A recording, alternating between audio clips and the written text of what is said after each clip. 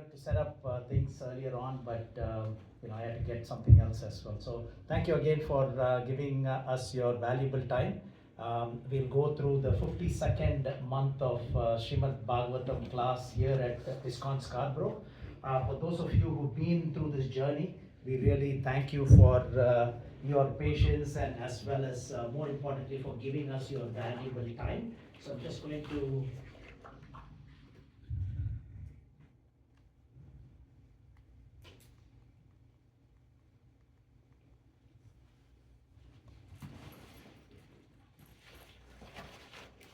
recap to ensure, because we will start here, then we'll go to some other similar pastime so that it enriches your learning and then come back into the pastime. So we'll keep going diagonally, horizontally, I would say, and then come back. So in the end, we just wanted to focus back on this particular or these pastimes that we started. So we will just strictly align with the lessons to be learned as well as the chronological pastime of the actual pastime alone. So we'll do that. We'll recap that in the end. And then these are mile deep, right? So what we are doing is exploring layers of wisdom to uncover complete essence of this divine pastime. So it's not just from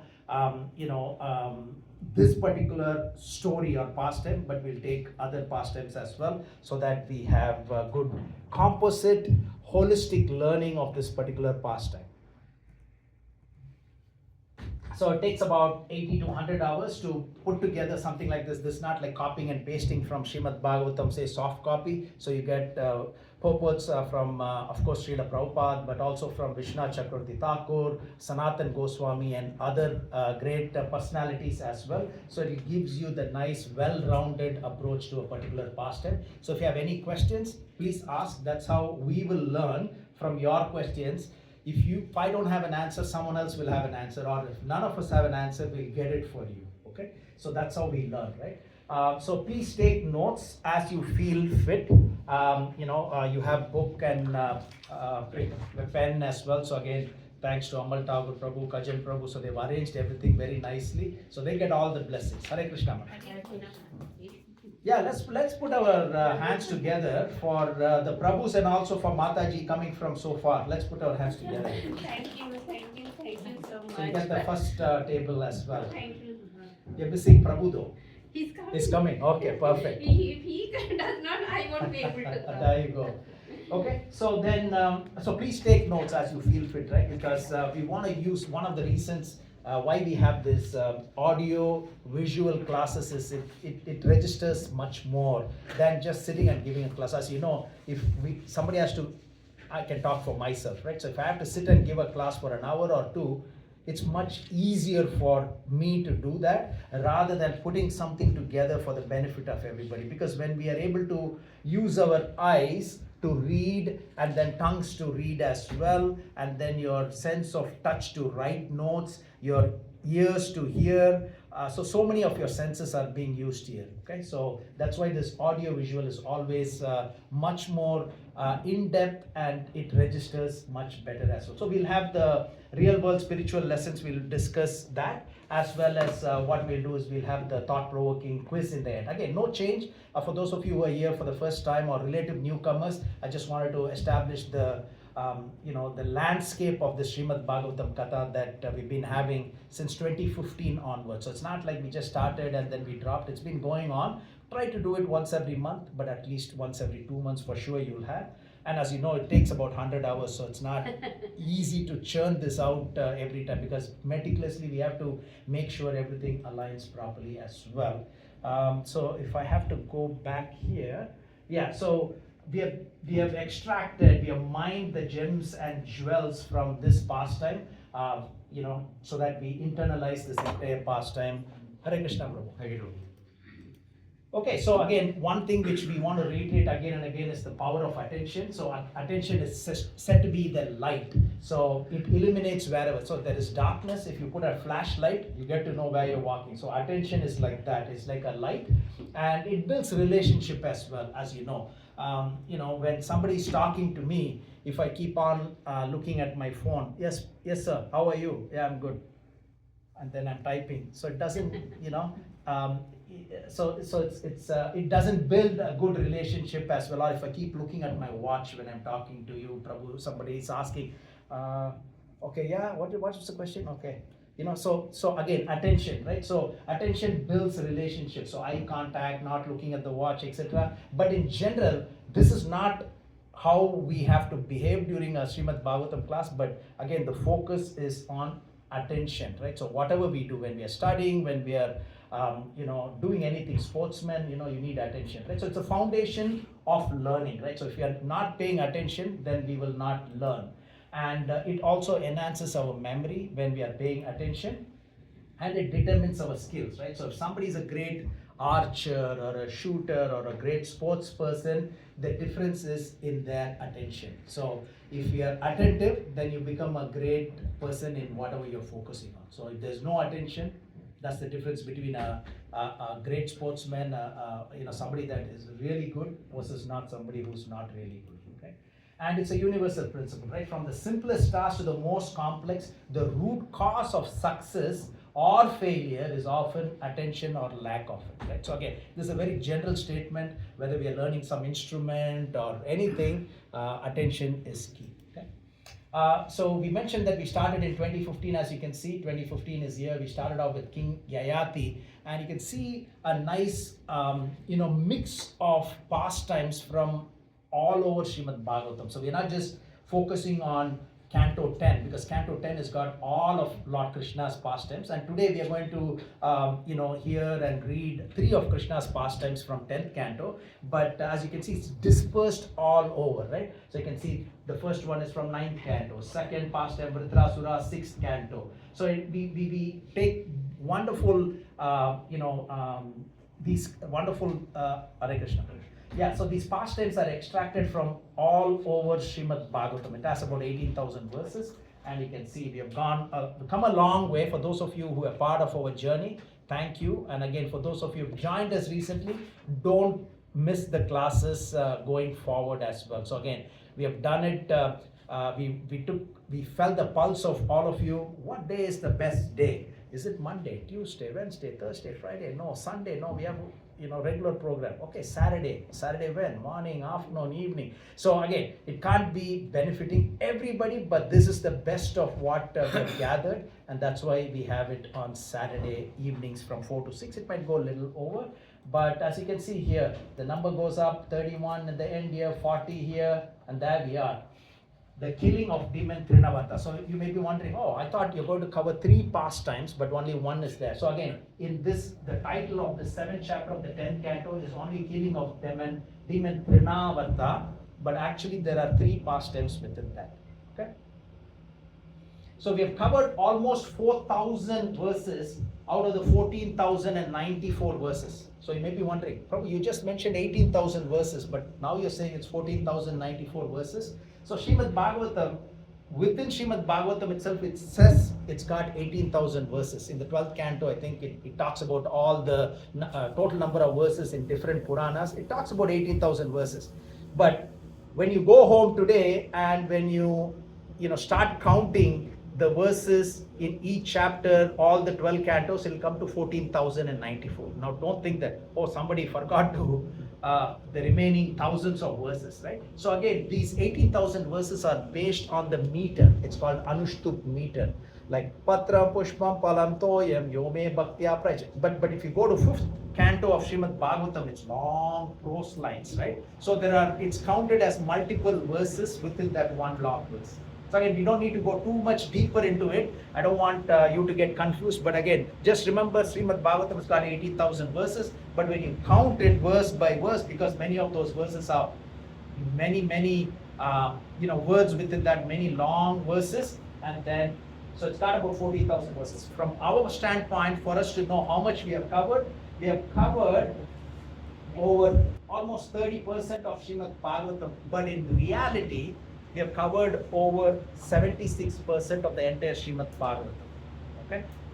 So because of the pastime, so when you talk about verse by verse, it's this, but overall we have covered quite a few pastimes. So big pastimes are still remaining. Narasimhadev pastimes, Varahadev pastimes are all there, and it might take more than one session for us to complete. So we will get to that, but it's good progress. Again, thanks to your interest and enthusiasm, we are able to do this. Again, just wanted to go through where we are and what we are going to cover. So as we usually do, we will chant Om Namo Bhagavate Vasudevaya 3 times. We together. Om Namo Bhagavate Vasudevaya. Om Namo Bhagavate Vasudevaya. Om Namo Bhagavate Vasudevaya. So again, this is a mantra that is used to worship Shaligram Shila, you can see, and it is also part of Narayana Kavacha. It is also the mantra that was given by Narada Muni to Dhruva Maharaj almost 2 billion years ago. Okay, so again, these are the similar or same slides that we put before Srimad Bhagavatam classes, because repetition causes retention, right? So there are certain things that are non-negotiable, which are really important and critical. So kindly bear with me if you've been attending these sessions, and some of these slides, especially in the very beginning, are the same because these are mandatory. So this is a mantra. This is a 12-syllable mantra. Srimad Bhagavatam, we talked about 18,000 or 14,094 verse, starts with this Om Namo Bhagavate Vasudevaya. And this is the it is said that Srila Prabhupada also confirms that we can go to the spiritual world just by chanting this mantra. We've heard about Hare Krishna Mahamantra, but here this is much shorter as well, and this has got only 12 syllables, not 16 or 32 syllables, etc. But this is very, very powerful mantra. So then what we will do is, for those of you who've been part of this Srimad Bhagavatam class last time, we introduced this mantra, very powerful mantra from Mantra Rahasya. There is a scripture called Mantra Rahasya, and it's a 45-syllable Lakshmi Narayana mantra, and it is supposed to be fulfilling all one's wishes and complete protection from dangers and misfortune. Who doesn't need this? Everybody needs this, right? We want protection, we want protection from dangers, misfortune, and we want to get our full wishes fulfilled as well. Anybody remembers this mantra? Om Namo Bhagavate Vishnave Shri Shaligrama Nivasine Sarva Bhishta Palapradaya Sakala Durita Nivarine Shaligramaya Swaha. So very few verses, this word the Swaha is there in the actual verse. Klim Krishnaya Govindaya Gobijana Vallabhaya Swaha. It's not like it's being added. The mantra itself has got the Swaha. So if you're doing a fire sacrifice with this, the mantra is here. This is the mantra. If you didn't take a picture last time, take a picture. Feel free to take a picture whenever you want, because you will not find this very easily. Right? So again, when somebody is putting 100 hours, why would you spend another 100 hours to get all this? It's right there. So you can take a picture. Yeah, this is the complete picture, right? So we'll chant together, right? So don't hold back. Slowly we'll chant, okay? On a count of 1, 2, 3. 1, 2, 3. Om Namo Bhagavate Vishnave Shri Shaligrama Nivasine Sarva Bhishta Phala Pradaya Sakala Durita Nivarine Shaligramaya Swaha. Maybe we'll get somebody to Prabhu, are you able to see this from there? Yeah. Prabhu, at the back. Yeah, if you can read this translation alone. Oh, I go the Supreme Lord Vishnu, who resides in the sacred Saligrama, is the giver of all desire blessings and the remover of every difficulty and misfortunes. With that Lord in the form of Saligrama, he also made Gauranga. Okay, so next time when we meet, how many of you are going to memorize this? Because this will be really useful. You're chanting Hare Krishna Mahamantra, right? But there are God is unlimited, so He's got unlimited names, unlimited characteristics, pastimes, etc. So please come. Hare Krishna. So this is a very simple mantra. You're going to memorize it for whose benefit? Is it for anybody's benefit or your benefit? Our own. What do you lose, right? So very simple as well. So I put all the word for word meanings as well. So very easy for you to memorize. So how many of you are going to try? I'm not going to embarrass you next time. How many of you will at least try to memorize it? Thank you. So if you're not able to, that's fine, but make an effort to memorize it, or at least take a printout of this, right? From your phone, from your picture, you can send it to your printer, take a printout and put it somewhere in your home office or something like that, so you can always, see that and you can repeat and you learn. Okay? Okay, so as we usually do, Narayanam Namaskritya, maybe we'll get different devotees. If you're comfortable with transliteration, you can. Otherwise, English is good enough. Anybody would like to make? Yes, please. Om Narayanam Namaskritya Naram Chaiva Narottamam Devim Saraswatim Vyasam Tato Jayamudire. Beautiful. So maybe I'm going to get Prabhu to read the English translation. Before reciting the Srimad Bhagavatam, which is the very means of conquest, one should offer respectful obeisances unto the personality of Godhead, Narayana, unto Narayana Rishi, the supermost human being, unto Mother Saraswati, the goddess of learning, and unto Srila Vyasadeva, the author, and to Srila Prabhupada, the translator, commentator, and our spiritual master. Yeah, explanation if required. Oh, spiritual master, so don't worry. Spiritual master means he's our Siksha Guru, right? So the Diksha Guru, Siksha Guru. He's the one who's written. So even if you're initiated in ISKCON under any Maharaj, does not matter, because the books that they used to give class, everything was penned down by Srila Prabhupada, right? So he's our Siksha Guru for everybody, right? So again, this is a beautiful verse that we chant before every Srimad Bhagavatam class, and I put some pictures because it registers better. Okay, second, maybe we'll get someone else. Anybody would, yeah, please. नष्टप्रायेषु भद्रेषु नित्यं भागवत सेवया भगवत्युत्तमश्लोके भक्तिर्भवति नैष्टिकी. Prabhu, English? Yeah.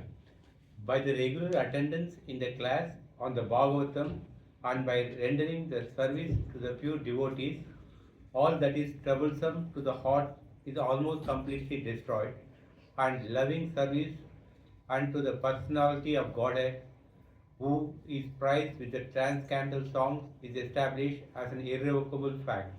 Wonderful, thank you. So again, you almost really almost completed, but it's still not completed. So by pure devotional service, it completely destroys. Again, if you go beyond this 112, 18, you will see that. So again, keep an eye on certain words, and then that's why we have session like this, right? So pay minute attention, and then somebody can explain that as well as you see fit, right?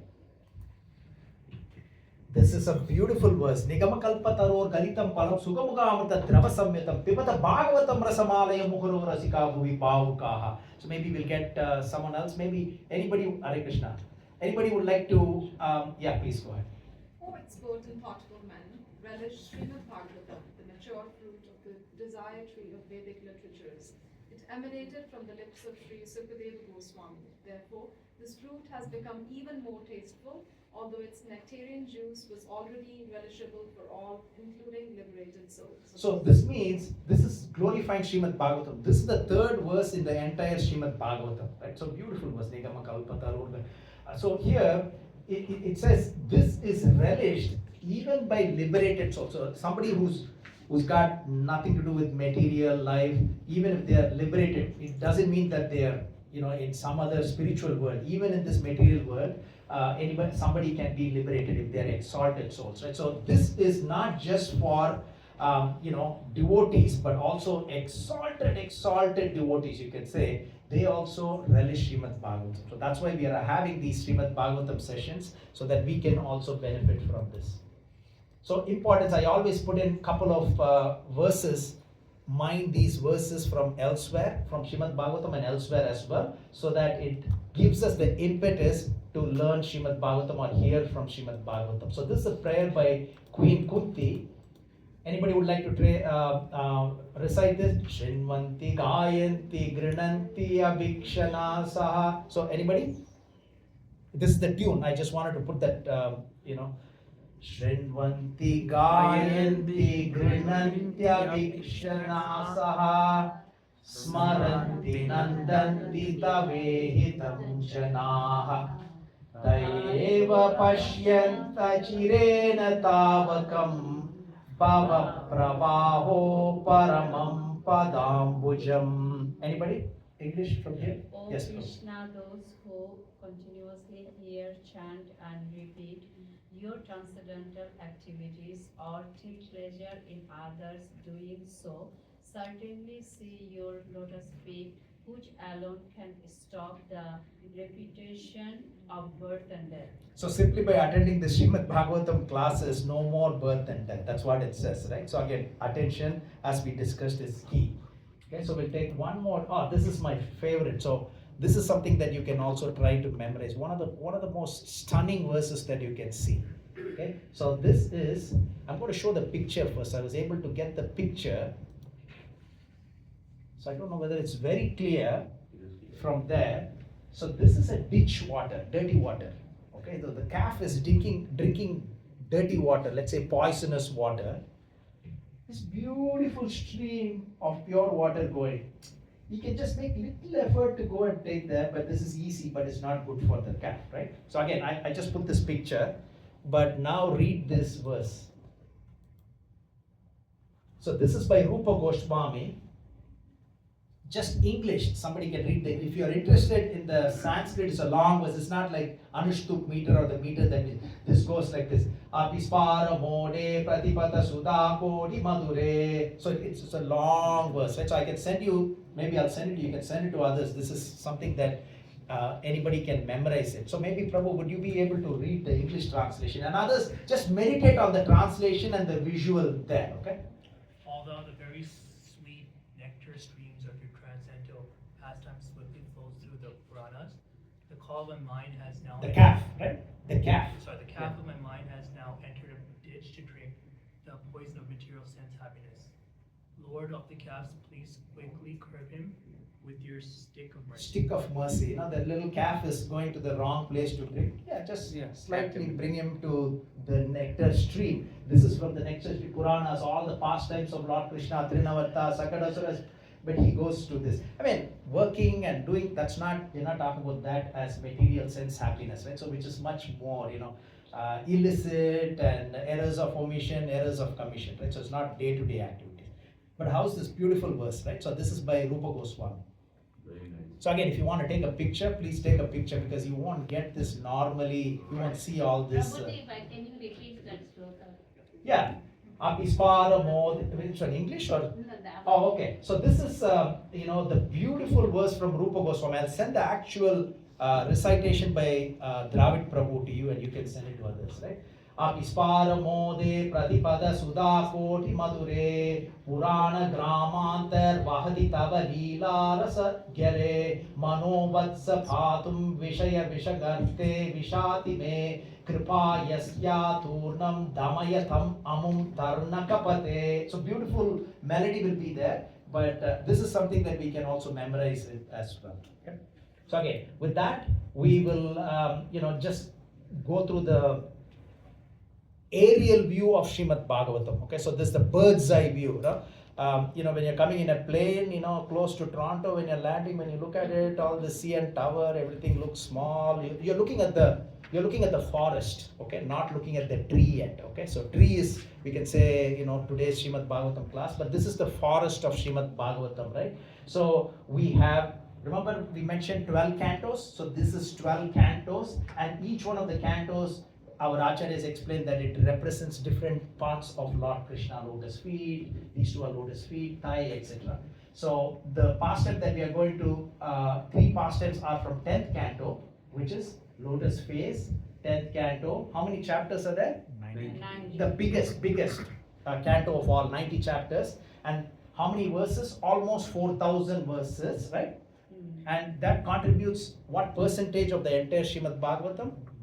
28%, right? So everything about Lord Krishna himself, not his incarnations, are there in this 10th canto of Srimad Bhagavatam. Okay, that's what we will cover today.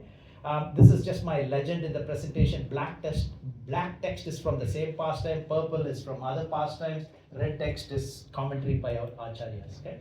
And this is my nomenclature. SB means Srimad Bhagavatam, 1.1.1 means Canto 1, Chapter 1. So I'll explain that as we go through. But again, this is a standard slide that I put so that you understand the nomenclature that is being used.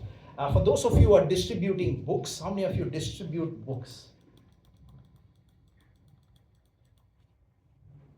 So if you're distributing books, you take a picture of this, because if you're distributing Srimad Bhagavatam, especially somebody will ask you, if you're distributing Canto 4, oh, what is there in Canto 4?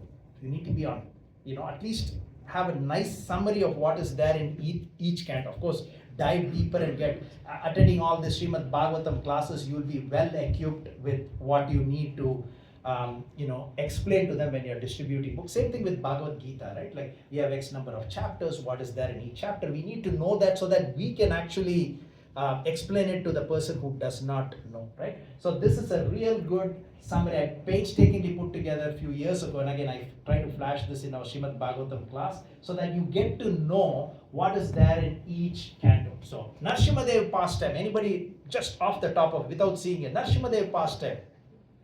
Canto? Everybody shaking their head but not saying. 7. Dhruva Maharaj pastime. 4. Dhruva Maharaj, right? 4. Ajamil pastime. 6. Right? I'm just picking. We have part of Ramayana, little bit of condensed Ramayana. Which canto? 9. Yeah. So again, it's good to know what pastimes are in which canto so that it helps us. Okay. So today we are covering this 3 pastimes from Srimad Bhagavatam, and this happened. These 3 pastimes happened in this area, especially Gokul, when Lord Krishna was less than 3.5 years old. Okay, so again, to put that into context, right? So Lord Krishna was less than 3 years and 4 months old when these 3 pastimes took place. Okay. Now this is the value of Srimad Bhagavatam class. So I kindly request you to take some pictures of this, because this will not be easily available for you to get these information, right? So again, most of these pastimes take place in, so as you know, Lord Krishna appeared in Mathura. Then who took him across Yamuna? Where? Vasudev. Vasudev, not Vasudev. Vasudev is Krishna. Vasudeva. So on top of A, if you have a dash there, that is Vasudev, that is Krishna. No dash on top is Vasudev, his father.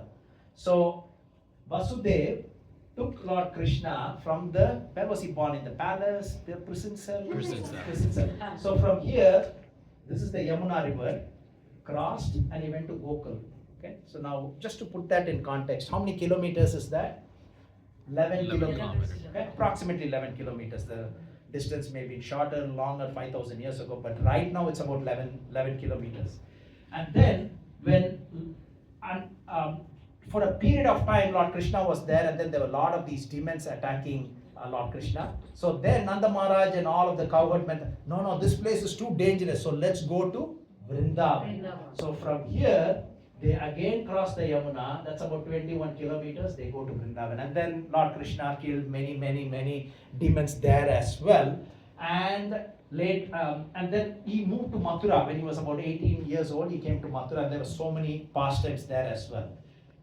The beautiful thing is Krishna never used any weapons to kill all the demons in Gokul, Mathura, Vrindavan. No weapons used. He used the weapons to kill during his pastimes, 96 years in Dwaraka. He used the weapons. Not that the demons were more powerful and Krishna was needing some weapons to kill them. That was done to glorify the weapons. Okay. So Vraj means all this is called as Vraj. That means it's like the entire sacred region where he performed pastimes, and literally means pasture land, right? So for the cows, etc. So again, this is a nice little picture for you to understand and say, oh, this happened in Gokul, in Vrindavan. What is Gokul? What is Vrindavan? So this will give you a context of what is being talked about. Okay? Govardhan is also not far. So you can see it's only 15 kilometers. The Govardhan, puja and hill and everything else, right? Okay, so again, this is the value. I'm saying this is a nice, beautiful chronological. I'm not going to go through each and every line here, but I'm just going to go through headlines alone for us to remember, right? So Mother Earth appeals for help because overburdened with demoniac kings. Then they go to Shirodakashayi Vishnu, and then they chant. What do they chant? Purusha Suktam. They chant Purusha Suktam and other prayers as well. And then the Lord promises that he'll appear as the son of Devaki and Vasudeva. As you can see, there's no dash here, Vasudeva. And then marriage takes place, and then there is a prophecy that Devaki's eighth child will be his killer, Kamsa's killer. So he imprisons the couple and he kills the first 6 children, and then Lord Balaram appears, and then it looks like it's a miscarriage, but Yoga Maya transfers the embryo from to Mother Rohini, and then he appeared as Shankarshana. So there are 2 meanings. One is he's drawn from Devaki's womb to Rohini's womb, and he who draws all souls to himself is also called as Shankarshana. Then Krishna enters Devaki's womb, prayers by all the devatas, and then Lord Krishna appears and then transferred to Gokula. So that's when he crosses Yamuna. So just a little summary of the entire pastime.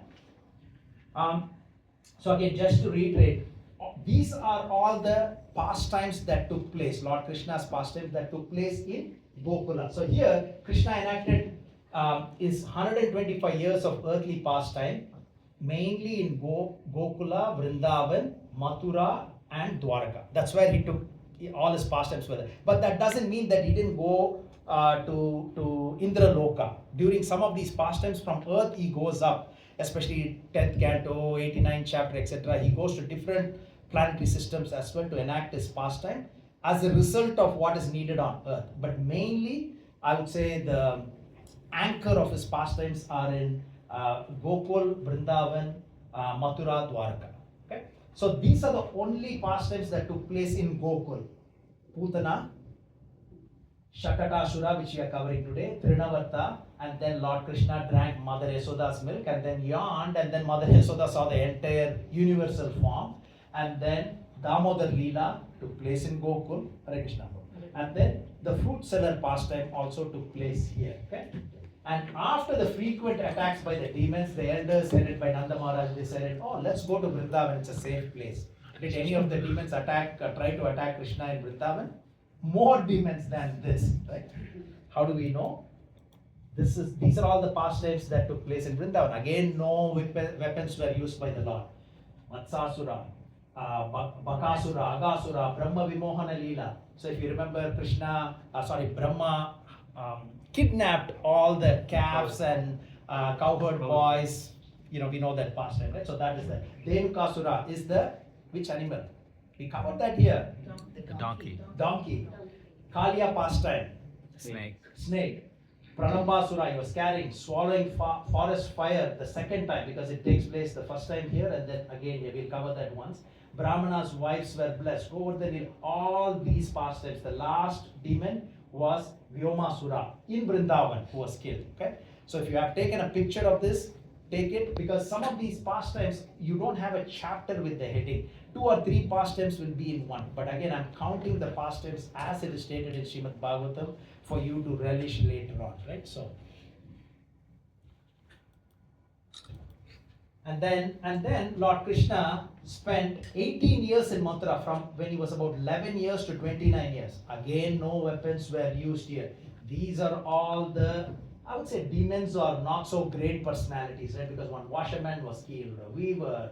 So it goes on and on and on, and until the time he built Dwaraka overnight, actually, to transfer the citizens, Kaliyavana pastimes, etc. So I think we covered that. Muchukunda, Prabhu, we covered Muchukunda pastime, right? Dirnitai Prabhu, Muchukunda pastime we covered here. So that's when this Dwaraka was actually created.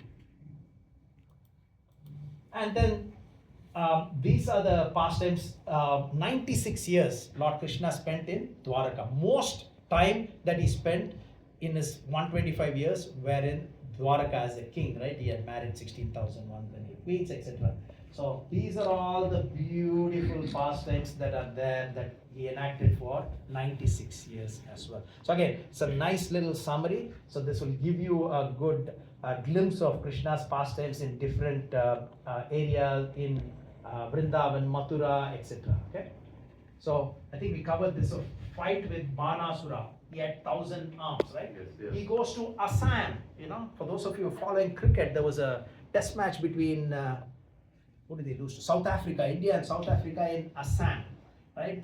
And people, maybe everybody thinks, okay, only the auspicious place is Vrindavan or this. And Krishna enacted his pastime in Assam, right?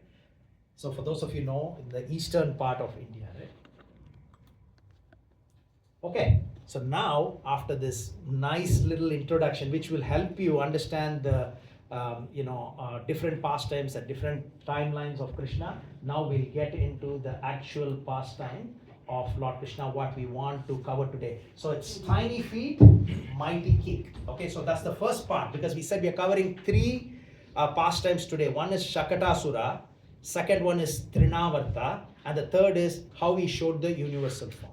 Okay, everybody's okay? Want to stretch? You're okay? Okay. Okay, so this pastime took place when Krishna was about 3 months and 18 days. Okay, these are minute calculations from acharyas, etc. when it happened. So this might be a quiz in the end as well. So when did this particular pastime take place? The killing of Shakatasura? When he was how old? 3 months and 18 days. Yes. Okay, 3 months. So very young, not even a year, right? So here it starts off where Maharaj Parikshit is requesting Sukhdev Goswami. So who's this Maharaj Parikshit? Is he going to die? Is he going to be rich? Is he going to be a king? Yeah. So he's been cursed to die in 7 days. And some of them, in this material world, when somebody knows that he's going to die, what do you want to do? Well, I want to enjoy life, for next 6 days, 7 days, go all over, do this, do that. But here, he was actually fully hungry, fully thirsty, and that's when he was so angry. He put the dead snake around that, person who was meditating, etc. And then for the next 7 days, no food, no water, right? So very, so he's saying, I'm going to die. So the best thing that I want to do is I want to hear about Lord Krishna. It's not just for me, for all ISKCON Scarborough devotees also, because if Maharaj Parikshit did not ask Sukhdev Goswami, there's no Srimad Bhagavatam. If there's no Srimad Bhagavatam, we won't be sitting together, coming from different countries, from Bangladesh, Guyana, Sri Lanka, India, etc., together and hearing the beautiful pastimes from Srimad Bhagavatam, right? So again, Maharaj Parikshit is quintessential for us to know Srimad Bhagavatam. So he's asking Sukhdev Goswami, please narrate Krishna's childhood pastimes as it removes material entanglement, because devotion develops. So again, that's one of the reasons. Why are we hearing Srimad Bhagavatam? Because it will help us attain devotion, more devotion, and remove any of the material problems that we have. We cannot disentangle many of those things. It's convoluted life, right? All of us go through, but Lord can take that out. Okay, so that's what it is. So it's pleasing to the ear and mind. So these are important, right? So he's reiterating that when you hear about Lord Krishna's childhood pastimes, it is pleasing to ear and the mind, and dirty things from one's mind immediately vanishes. Okay, and the attachment to Lord increases, and it makes us God consciousness or Krishna consciousness. Okay. So this is, you can think of it, right? Like he's going to die and he's saying, I want more and more. He's already given, which pastime took place before this? I put few slides, right? Anybody remembers? What is the pastime that took place before the Shakatasura pastime? There was only one pastime that took place. He appeared, born. And then what was one pastime that took place before this? Feeding. Sorry? Putana. Very good. Yeah, Putana pastime already took place. This is the second, third, and fourth pastime we are covering today. Because we are not going in one particular sequence. Because if there is an apple, right? Is there, you bite one particular place? Anywhere you bite the apple, it's tasty, right? So anywhere, any pastime you touch in Srimad Bhagavatam, it's glorious. And there's no sort of continuity. If there's continuity, then we'll continue with that. But here, these are all independent pastimes, right? So here, when a diseased person hears about a powerful and sure cure for a disease, somebody's got cancer, sorry to say, somebody's got cancer, and then the doctor says, oh, there is this medicine, if you take, it'll cure. Oh, tell me more about it, more. So here, the way one can, transcend this material life, no more birth and death, go to the spiritual world, that's a medicine. He's giving Srimad Bhagavatam. So he's asking more and more about that medicine on behalf of us, for our benefit. When a diseased person hears about a powerful and sure cure for his disease, he wants to hear more about it, it's intricate rules and prescription. More you dig into the gold mine, more gold you get, right? So he wants to hear more about Krishna's pastime, not just for himself, it's for everyone else, right? Like us. So here, simply by hearing delectable transcendental narrations of the Supreme Lord, cuts forever all misgivings of the heart that causes material entanglements. In the beginning, for those of you who are new, I mentioned there's more than what you can read, but I'm just going to hit the key points here. But if you're a fast reader, go ahead and read. There's a lot of more information here. The natural law states that unless one gets pleasure and enjoyment from something, one does not become excited about it. Is that a fair statement, right? If I'm not interested in something, if you tell me about, let's say, how to make a movie, I'm not too interested. You keep on, you know so much, you keep explaining, I'm not too interested, right? So natural laws, unless one gets pleasure and enjoyment from something. So maybe I may be using iPhone, I don't know what number is that, 17 now? Yeah. iPhone 17. So let's say I have iPhone 15 and then somebody says, oh, iPhone 17, you can do this, you can do that. This. Okay, I'm interested because I've already got a lower version, right? So if I'm getting pleasure or enjoyment from that, yeah, I can use it to read this scripture, that scripture, etc. Then I'm more interested in that, right? So so when we have this attitude like what Maharaj Parikshit has, then we will relish and we'll benefit from that, okay? And the pastimes of the Lord are the medicine for the soul. Okay, remember this: pastimes of the Lord, when you're hearing, is the medicine for our soul. Okay, Sukhdev Goswami describes. So first thing that happens is there is a ceremony called Utthana ceremony. That means Krishna. They're trying to take Krishna out of his home for the first time. You know, when the baby is born, first time they take him out of his home. That's called as Utthana ceremony. Okay, so and also when they're ready to take him, that means Krishna is already trying to turn around and try to raise. That by itself is one samskara, by the way. So those of you know marriage samskara, upanayana samskara, but there is a samskara called Utthana festival where the child is actually trying to turn. You know, the child always lies like this, right? But when he's trying to turn, wow, that's a big event. So that by itself is the samskara as well, right? So and they did this on the day when there was a conjunction of the moon with the constellation Rohini. So again, sometimes when we are reading, let's go through this fast and go to the actual pastime. No, there is a reason why every word is there in Srimad Bhagavatam, right? That's why we have session like this. Let's stop and understand what does this mean? The conjunction of the moon with constellation Rohini. What is Rohini? One of the nakshatras. What are nakshatras? Right? Little bit. So I'm not going to go too deep, but a brief overview as we go through. Okay? So according to astrological calculations, this Utthana festival and this Trinavarta pastime took place when Lord was 3 years and 18. So it's a repeat of what I had. Conjunction of the moon with constellation Rohini means the moon appears in front of Rohini when viewed from Earth. So when you're looking from Earth and then moon is in between here and then Rohini is there. That is the conjunction. All three are in the same line and that's supposed to be very auspicious because Lord Krishna appeared during Rohini Nakshatra. Some of you may have been born during Rohini Nakshatra. I'm fortunate. I'm also born during Rohini Nakshatra. But does not matter. The 27 Nakshatras, every Nakshatra is auspicious. And then there are 27 Nakshatras, right? Ashwini, Bharani, Rohini. Remember? Prabhus? Yeah. So Anurada, Moola Nakshatra, Revati, etc. So every Nakshatra occurs almost, you can say, once every month. Lord Krishna appeared during Rohini Nakshatra. So when Nanda and Yasoda wanted to celebrate their beloved son's new stage of growth, that is Utthana Samskara, they had to perform it on the day when the moon again entered Rohini constellation, right? Rohini symbolizes prosperity, joy, protection. It was associated with Lord Krishna himself because he appeared during Rohini, and choosing the nakshatra made the ceremony more auspicious. So when we are doing some auspicious ceremonies, what do? Prabhu, what time is good time? Don't we ask that? Yeah. What time is good time, right, to start the ceremony? You don't do a ceremony. Oh, my daughter is getting married. Oh, when? During Yamagandam, right? You don't do that, right? So during Rahu Kalam, right? You don't do that. So you always pick a nice Abhijit Muhurta is one of the best times that you can have. It takes place almost, you can say, half an hour before noon time, half an hour after noon time. But again, don't again say I want all my function only during Abhijit Muhurta. There are good times. better times, etc. Right? So there are varying scales, but definitely there are some timing that is not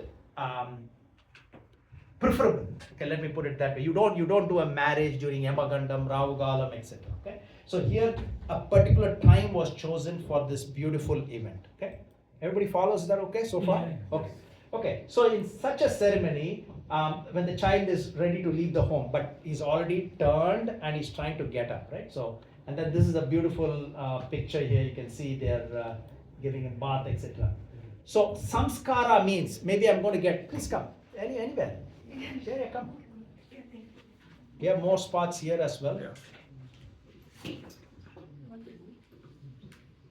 Wow, we have a full house today. Thank you to everybody. So we'll make it count. So all of you will, benefit from this. But we will benefit when you contribute more, when you provide some explanation, your thoughts, and all that will be really beneficial. Okay. Okay. So can anybody? Maybe I'm going to put you on the spot right away. Yeah, if you can read what is there on the top. Sure.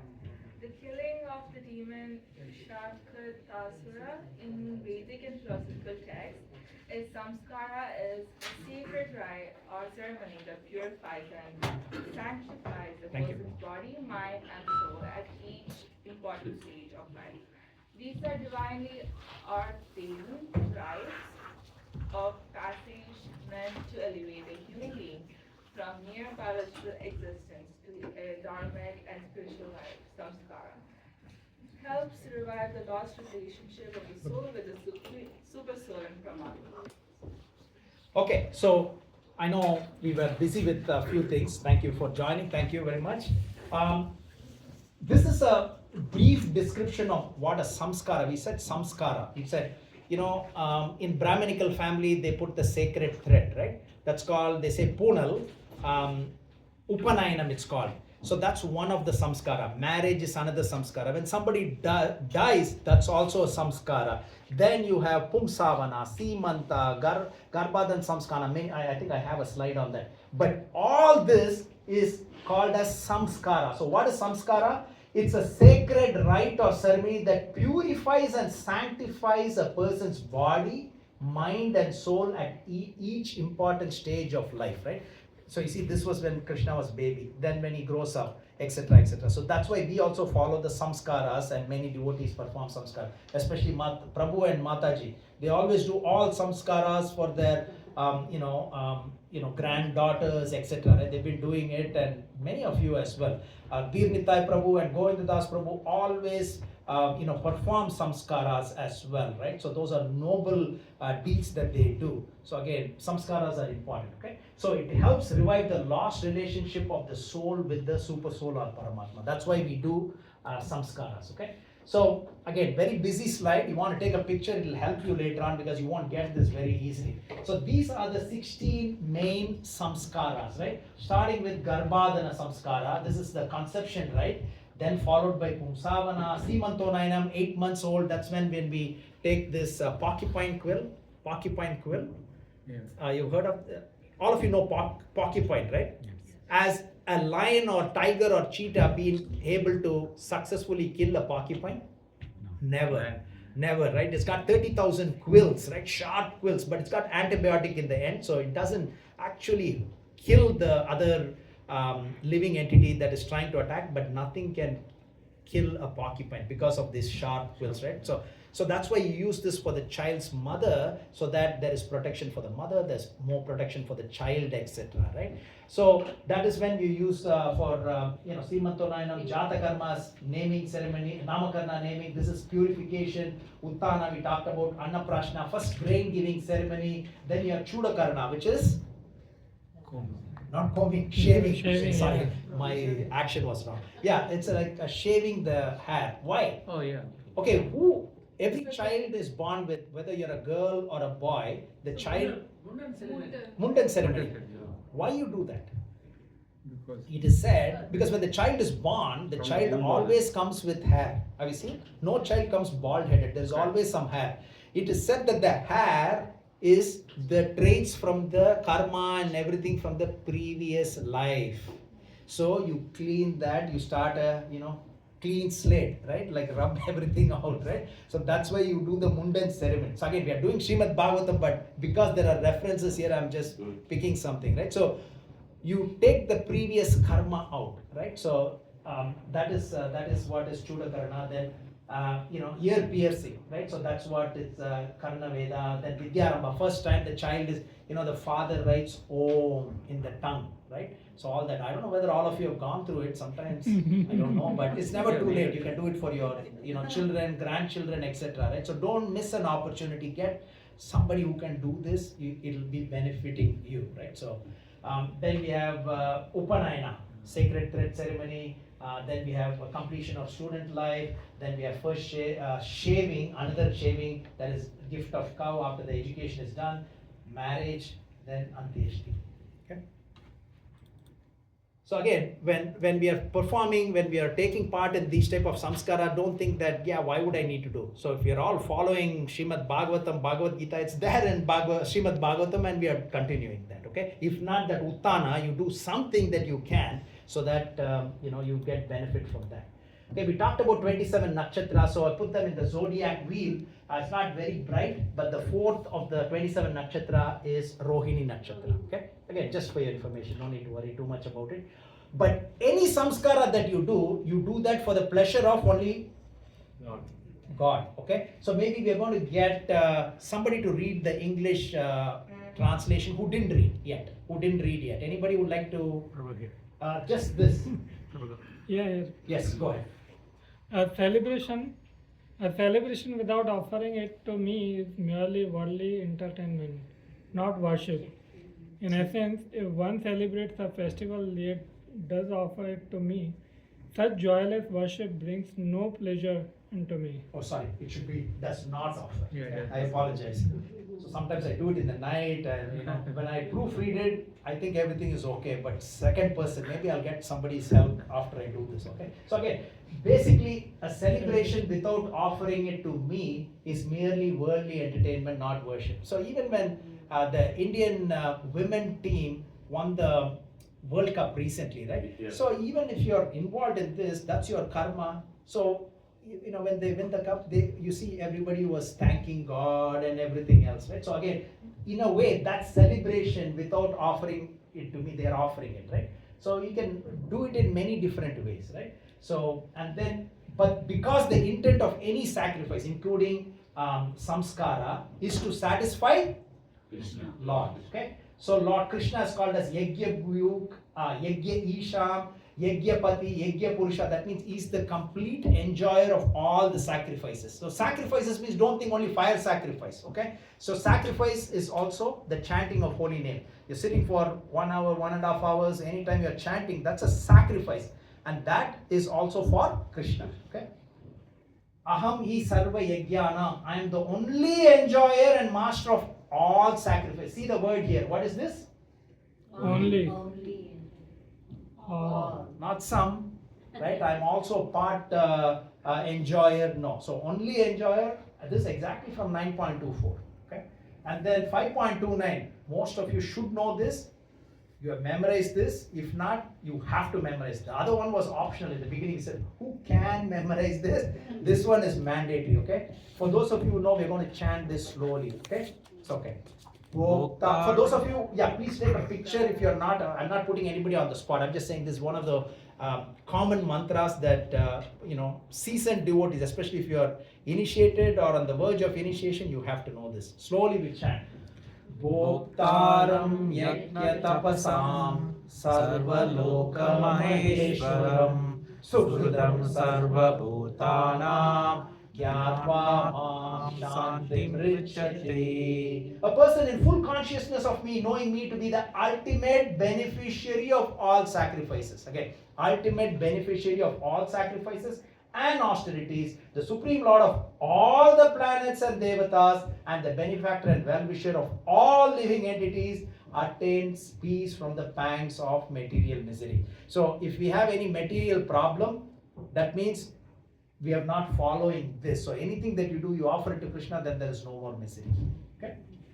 And then Maharaj Pitu, the Supreme Personality of Godhead is the master and enjoyer of the results of all sacrifices. So again, I'm taking it from 4th Canto, Bhagavad Gita 5th, 9th, etc. Again, to give a composite picture of what is being discussed here. So they are doing this Uttana celebration for Krishna, but at that time they are also thinking, we are praying to God to protect Lord Krishna.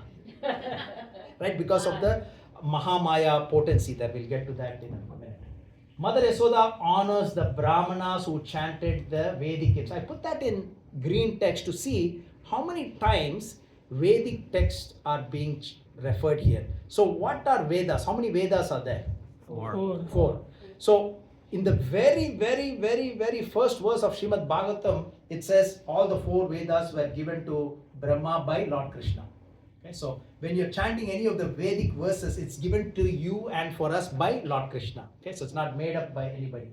So here, after completing the bathing ceremony for Lord Krishna, Mother Yasoda received the Brahmanas by worshipping them with proper respect, giving them ample food grains and other eatables, clothing, desirable cows and garlands. So what does this mean? What is a lesson for us? It's not like, oh, she was rich, she gave. Right? She was rich, she gave. Yeah, sure. Okay, they have money. But all of us have got something to give. Right? So don't hold back when it comes to charity. I think I have a slide for charity. Don't hold back. Okay? So give it. More you give, more you get. That's the secret. Right? So if you hold back, it's like blood clot. Blood doesn't flow, blood clot. Right? The money that you have, I don't have, yeah. Who's got a cash? I have. I have, yeah. Okay, so this $50 note, is this exclusively in my possession? It's been there. You know, how many people would have touched this? There was a Dhobi, there was a grocery store, maybe it was sitting in Walmart, maybe, you know, it just keeps going, right? One person to another person. So like that, blood needs to keep flowing, not stagnant. So like that, charity is very important. And these are examples that you will see in Srimad Bhagavatam, how much they are giving, this many cows, this many things. So from our standpoint, your hard-earned money can be given out as charity, wherever you can give charity, right? So the message is, don't hold back, right? So give more than, you know, oh, do I really need to give? Give if you are able to. Push yourself to give, okay?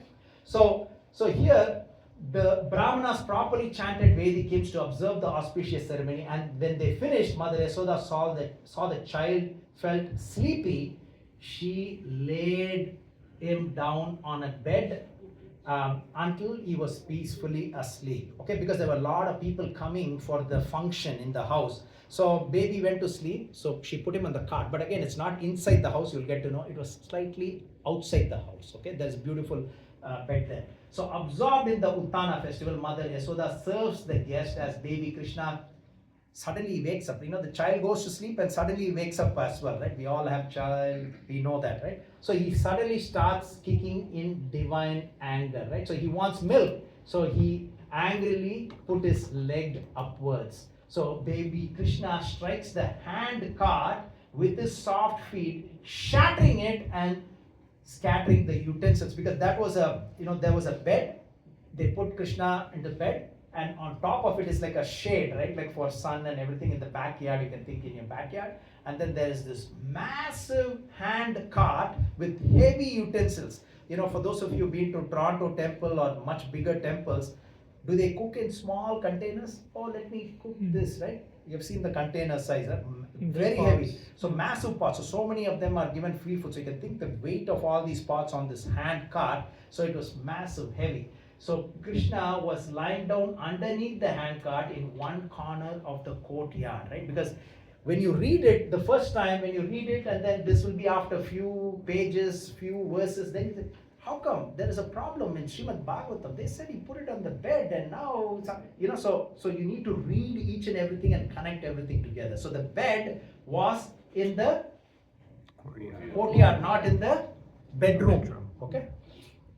So he turned violently and collapsed. The wheels separated from the axle, the hubs and spokes fell off, and the pole of the handcraft. So it's not like a gently just moved, right? It was a massive hit on this handcart, right? So everything fell down everywhere. So Krishna has been placed underneath the household handcraft, but this handcraft was actually Shakatasura, a demon who had come there to kill the child. Lord Krishna was put on the bed in the courtyard with handcart as a canopy for shade, right? So these are the things, when you read it, you will not see it, but our acharyas have explained it so that we get a composite view of this. So Shakatasura thought, we said already, one pastime took place. Which one was that? Putana. Putana. Putana was so foolish because she went in a very visible form as a decorated lady, if you remember, right? But I am more intelligent than she is, therefore I shall arrive there unseen. Thus he entered unseen in the handcraft under which baby Krishna was lying. The demon's plan was to crush the Lord, right, with all the weight, right? So this is another scripture. Vaishnava Toshni remarks that although the handcraft was higher than the child could easily touch the wheel of the cart, even though it was so high. Is that difficult for Krishna? His legs can stretch, right? Any other pastime? Stretching. Vamanadev. Stretch. Vamanadev. Vamanadev pastime, right? Okay. So I put that pastime there, and this is the actual picture of the universe, right? So you have this Atala, Vitala, Sutala, Talatala, Rasatala, Mahatala, Patala, then your Bhuloka, Borloka, Swargaloka, all those. So it is said, I took this verse, beautiful verse from Chaitanya Charitamrita. Maybe we'll get somebody to read. Maybe if you read. Sri Chaitanya Charitamrita Madhya 21.84. Krishna said, your particular universe has a diameter of 4 billion miles. Therefore, it is the smallest of all the universes. Consequently, you have only 4 heads. So the context of it is Brahma, how many heads Brahma has? 4. 4.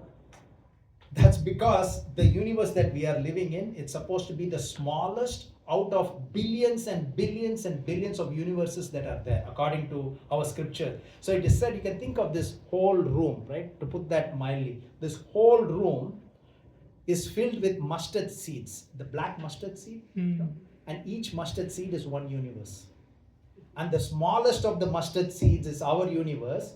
It is only 4 billion miles diameter. Therefore, it's a very small one, so 4 heads is enough for you. Because in that particular pastime in Chaitanya Charitamrita, if you remember, there were Brahmas with hundreds of heads, thousands of heads. So again, don't think in terms of, oh my God, how is it possible? He has to brush the teeth. How, so many heads, so many teeth.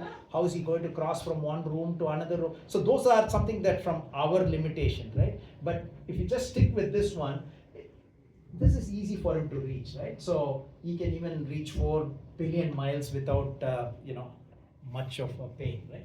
So because it is said, Bhagavad Gita, everywhere are his hands and legs, so does not matter, okay?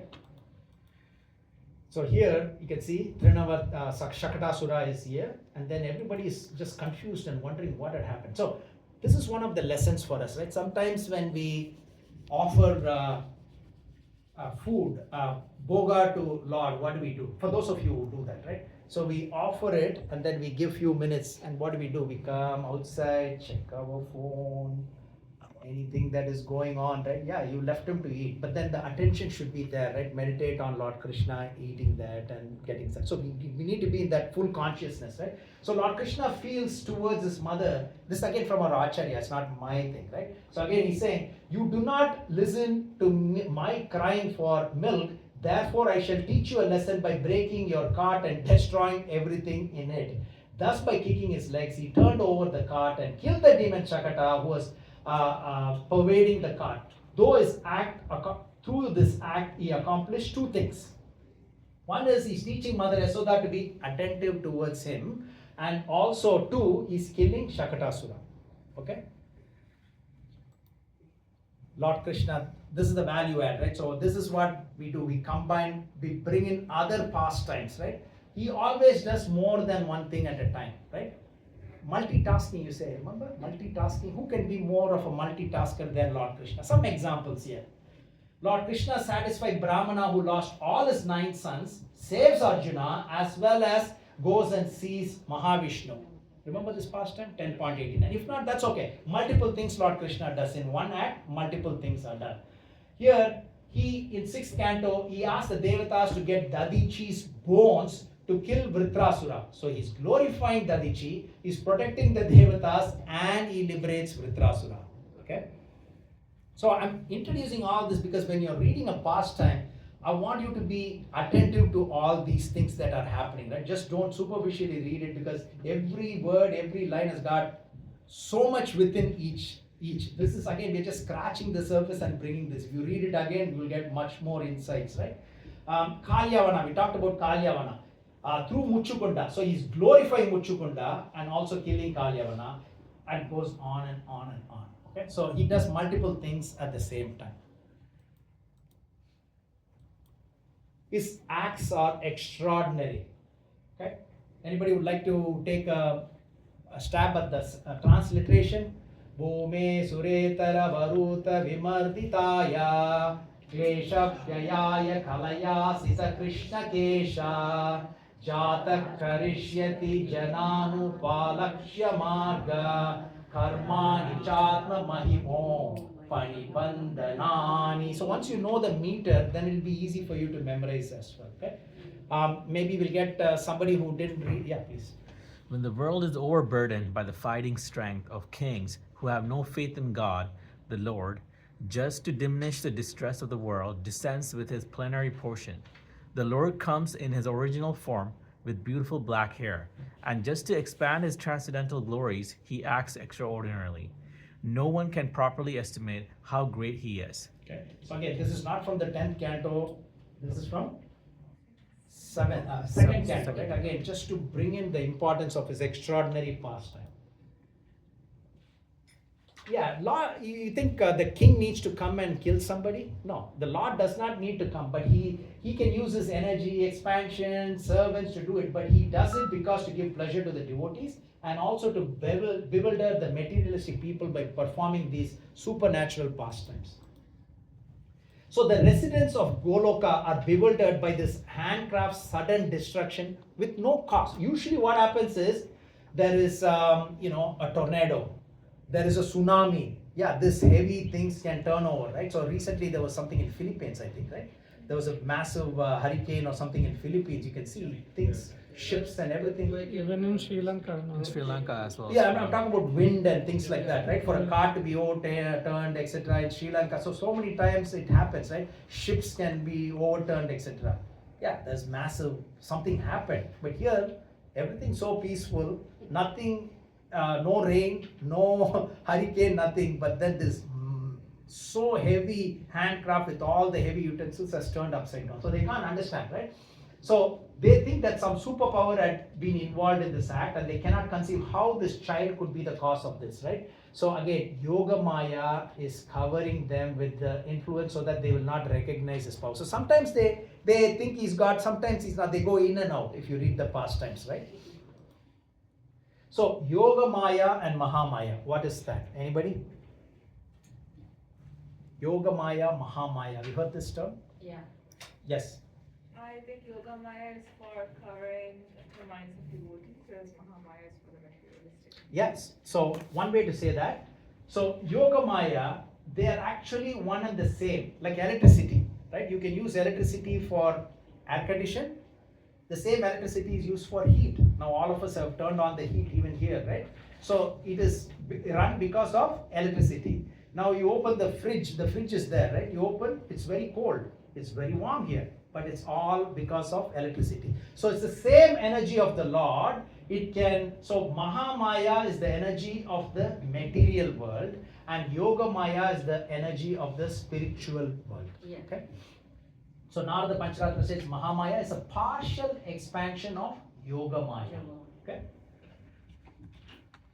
Okay, so the coward men and women, they're wondering how this happened, etc. Right? There was no whirlwind, there was no earthquake, there's no physical evidence, but the cart is turned over. Right? They could not believe. The children were there, the small children, because nobody believes small children, right? So they were saying, no, I saw Krishna kicking it, and then, come on, nobody will believe the young children, right? They were the eyewitness to this event, but the elders, because of their covering, they did not take these young children very seriously at all, right? Even though they were saying it was Krishna, we saw. Yeah, right.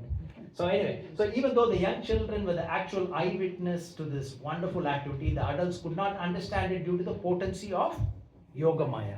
Okay? So Lord takes care of everyone. That's important. None of the little children who witnessed the event were hurt or injured by these flying objects, right? massive heavy stuff were flying all over the place, but nothing. How many of you have ever heard Putana died, right? I think when she died, I think it was 12 miles long, 11 right? miles or 11 miles or something. Did you hear that 25 houses were crushed and 100 people died? No, you'll never see. Everybody is protected. Same thing, Dhenukasura pastime. None of the young children were impacted, even though these donkeys were flying everywhere, trees were falling left, right, and center. So here, even though this cart with all the utensils were flying everywhere, nobody was injured because of this. Right? Lord takes care of everyone. And this is the most famous verse. Anybody? Prabhu, would you be able to? Prabhu? Would you be able to? I know it's little. Are you able to see from there? No? Okay. Good excuse. Good excuse. Oh, everybody together. Vinashaya sadhuna vinashaya tadshukam dharma samsthapanataya sambhavami yuge yuge. Translation together. To deliver the pious and to annihilate the miscreants, as well as to re-establish the principle of religion, I myself appear millennium after millennium. Okay, that's 4.8. Okay, this is important. So it's going to be some good information for Prabhu as well. Yes. So then they could not find out why this fell down. They're fully confused. The boys are saying, no, I saw Krishna kicking. Yeah, right. He doesn't now. How can little baby do all this? Okay. Then all these strong men took long time for them to put all these things back into the cart, and they did that. And after that, the Brahmanas performed a ritualistic ceremony with fire sacrifice to appease the bad planet. Stop here for 1 second. Navagraha Homa. Prabhus? Heard that? So that's Navagraha Homa, right? So we say when somebody is doing Navagraha, oh, is that bona fide? Yeah, they did it for Krishna, right? So that's why when you're reading, read it with care and connect the dots together. So here, fire sacrifice to appease back. So they're doing a fire sacrifice, but which fire sacrifice? Navagraha Homa. They're doing the Graha Homa. So Navagraha does not mean 9 planets. So as I said, even though we don't need to spend too much time, I just wanted to make sure we understand it, because if we miss an opportunity, you will never know this. Navagraha does not mean 9 planets, but 9 powerful entities which influences the individuals on earth. Graha actually does not mean planet. It means grab. Graha means grab or have influence over something. Pani Grahanam. Marriage. Most of you got married or will get married. Pani Grahanam means Chakra Pani. What is Krishna's name? Chakra Pani. So he's got a chakra in his hand, right? So Pani means holding hands during marriage. The boy and the girl holds the marriage. Remember, we have done marriages, Prabhu. They put a sandalwood and the kumkum, and the boy's palm is at the bottom, girl's hand is on top. That's the first token of marriage, not just the tali or garland. First token of marriage is Pani Grahanam, right? So I'm talking about this because Graha means to grab or have influence, right? Anu Graha means blessing or taking someone close, right? Like grabbing. So 9 planets, we all know. We all studied in colleges and school. Mercury, Venus, Earth, Mars, Jupiter, Uranus, Neptune, planet. But 9 grahas, I've highlighted some of them. You'll never see this anywhere. Take a picture if you want to. Okay? You'll never see this anywhere, I can tell you. 9 planets are these. But 9 grahas are slightly different. The 4 planets are not in the graha. So you may or may not be interested or know now, but then at the time of you getting married or any samskara, they'll say we're doing graha dosham or we're doing navagraha homa. Okay, what is you may think it's for Earth, Uranus, Neptune and Pluto. No, that's not included there. It's only Sun, Moon is replacing that, and Rahu and Ketu are added. Because Earth, you are in Earth, so it's influencing of the other things on Earth. So that's why you have the graha, you don't have Earth. And Uranus, Neptune and Pluto are not there because Uranus is Varuna. You do the Punya Vachanam with Varuna. He's responsible for water. The taste that we have is because of Varuna. In third canto it says, any taste, oh, this sweet is so good. This vada is so good. You know, when we offer all this wonderful prasad at the end of today or Sunday, oh, so nice. How are you relishing the taste? How? Who's responsible? Varuna. Varuna is responsible for taste. You see, the taste that we are all enjoying is only that 3-4 inches. If you put it in your throat, how do you eat the tablet? Put it right at the back so that the taste does not come, right? So taste is only from here to here. It does not matter. You go to a 7-star hotel, 10-star hotel, whatever the star hotel is. The taste is only from here to here, right? Once it goes beyond this, there's no taste, okay? So here in Navagraha, earth is not part of it. So we talked about. It's so, huh? Donald Trump, I had to put his name there. So this is because somebody may say, who cares these Navagrahas, Mars and Sun and Moon is so far away. How are we alive? 93 million miles away is Sun. Don't you get the heat? If there's no sun, there's no heat and light from the sun, we are all dead, right? If Earth was, I think, few inches closer to Sun or few inches away, we are dead. Either we are burnt or we are frozen to death, right? So it's got an influence on it, right?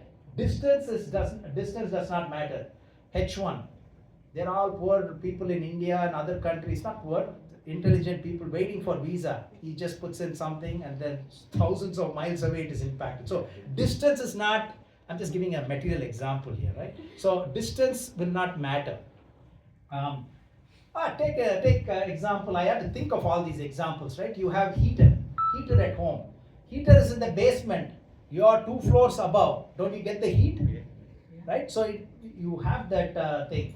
And then phone also, right? Your parents are in India, here, one dial, it's not matter.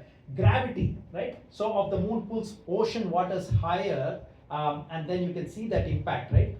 Because 70% of water is in your brain, 70% of water is in your body, and 70% of earth is filled with water as well. And when moon has got this, during full moon and new moon, the waves are much bigger. So it's got the impact. So similarly, it impacts us as well, right? So we are electromagnetic network. So when grahas can affect Earth's magnetic field, similarly affects magnetic field in humans as well. Okay. Are you okay so far? Yes. Okay. So I'm just giving always we do a composite thing, right? Not just stick with that so that we get the pastimes and everything We very should well. send this to Trump. Trump Graha. So, yeah, so this is a very, very, very, very, get ready with your camera. I'm going to take a picture of this, because when this Navagraha Homa is being done for Krishna, should we not chant this mantra? It doesn't say this mantra was chanted, but this mantra is given by Vyasadeva himself, okay, to appease all the 9 planets. We are going to chant this slowly together, okay? 1, 2, 3. Adityaya cha somaya mangalaya budaya cha guru shukra shanidyascha rahave ketave namaha. Once more? Yeah. Okay.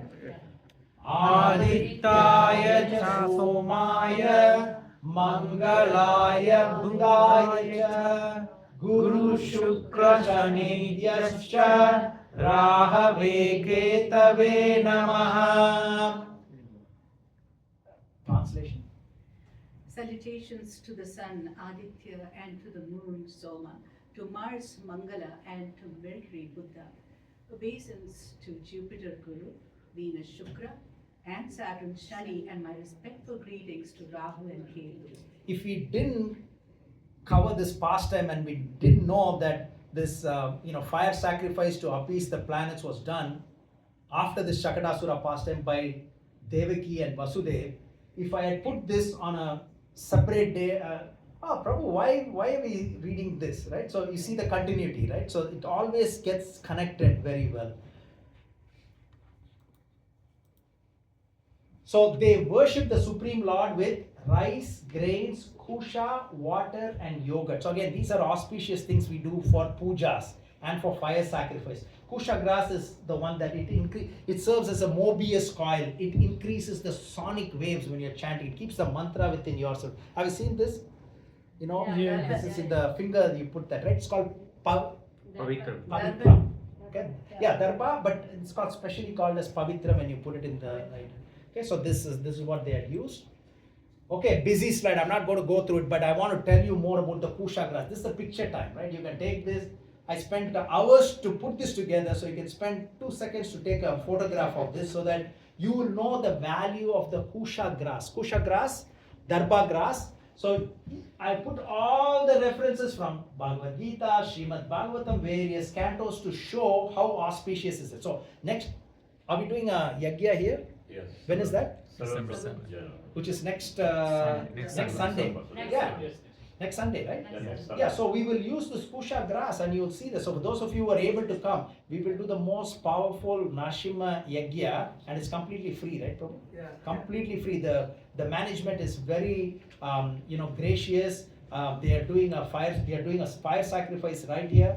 Please come. Next Sunday, instead of a class, there will be a fire sacrifice. We are going to start a bit early. We are starting at 10:30? yes, 10:30 the fire sacrifice will start. It will go up to 12 o'clock. So the program will all be pulled ahead by half an hour. So 10 o'clock will be your Guru Puja, Tulasi Aarti, etc. So next Sunday. So anyway, I'm just digressing a little bit because we will use the kusha. So all of you can come here. I said 10:30 start the yagya. Yes. The program starts at 10, but the actual fire sacrifice at the stroke of 10:30 we will start. Again, please come. This is for Lord Narasimhadev, for your protection, for the great year that we have had. So again, some of you may think, oh, not the greatest. It does not matter. We're still alive. We're able to breathe. We're able to see. We're able to hear. We're able to stand, walk, etc. Yes, yes. Just think of so many other people, right? So don't always look at something that seem to be better than what we have, but think of 99% of the people who will take our position in a snap of a finger. Okay, so always be grateful for what we have and don't hanker for something that you don't have, because there is a difference between what you need and what you need to have. Needs versus having, right? So you can be greedy and want everything, but we are so blessed. Let's put it that way. So Come with your family, Come with the family. yeah, come with your family next Sunday. What do you lose, right? So Anything we should bring, Prabhu, or they? anything they need to. We want to. The management has been so kind. All of you have been doing so many things for the temple, cooking, Yeah, prasad. But for the temple, to Krishna, you shouldn't come empty-handed. Yeah, I mean, you come with anything that you want, but again, we want to stress that not all the time, sponsor this. So they've been grateful. So this is come, take the blessings, take part in the fire sacrifice, whatever you want to give to the temple anytime. That is, obviously the greatest charity that you can do. But we would say, just give us your valuable 1.5 hours and be ready to absorb all the blessings that you will get from Lord Narasimhadev. Okay, so these are all that it's also the hair of Kurmadev, and it is said that it's the hair of Kurma avatar, even though there is no hair in the back of a tortoise, but Kurma avatar had it.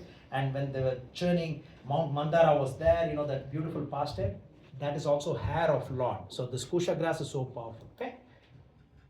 Gita Jayanti also, Ananada. Yes, we'll announce that. Okay, so the second time here. So after Nanda Maharaj engages pure Brahmanas to perform rituals according to the hymns of Samaveda, Rigveda, Yajurveda, etc. So usually it says 3 means it includes the 4 Vedas. Okay, so this we can take another day, we can talk about this. Many times it talks about 3 Vedas, but it's actually including 4. It's 3 different topics that are discussed in 4 different Vedas. Okay, so just we leave that for now, as of now. And then the holy hymns of the Vedas were chanted and fire sacrifice. See how many times Vedic mantras were chanted before.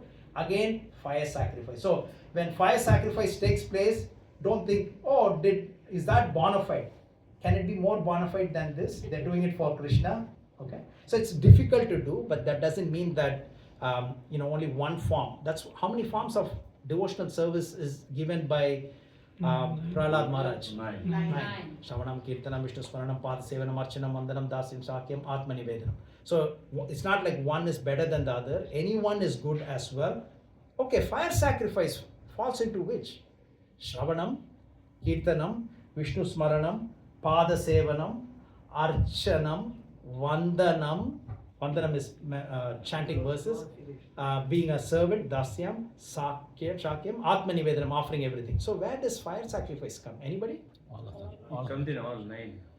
All 9 are included in fire sacrifice because you're chanting, you're remembering Lord. Yes, it's included, but where does it fall? Is it Shravanam? No. Directly. Archanam. Very good, very good. So Archanam, Shravanam, Kirtanam, Vishnu Smaranam, Pada Sevanam, Archanam.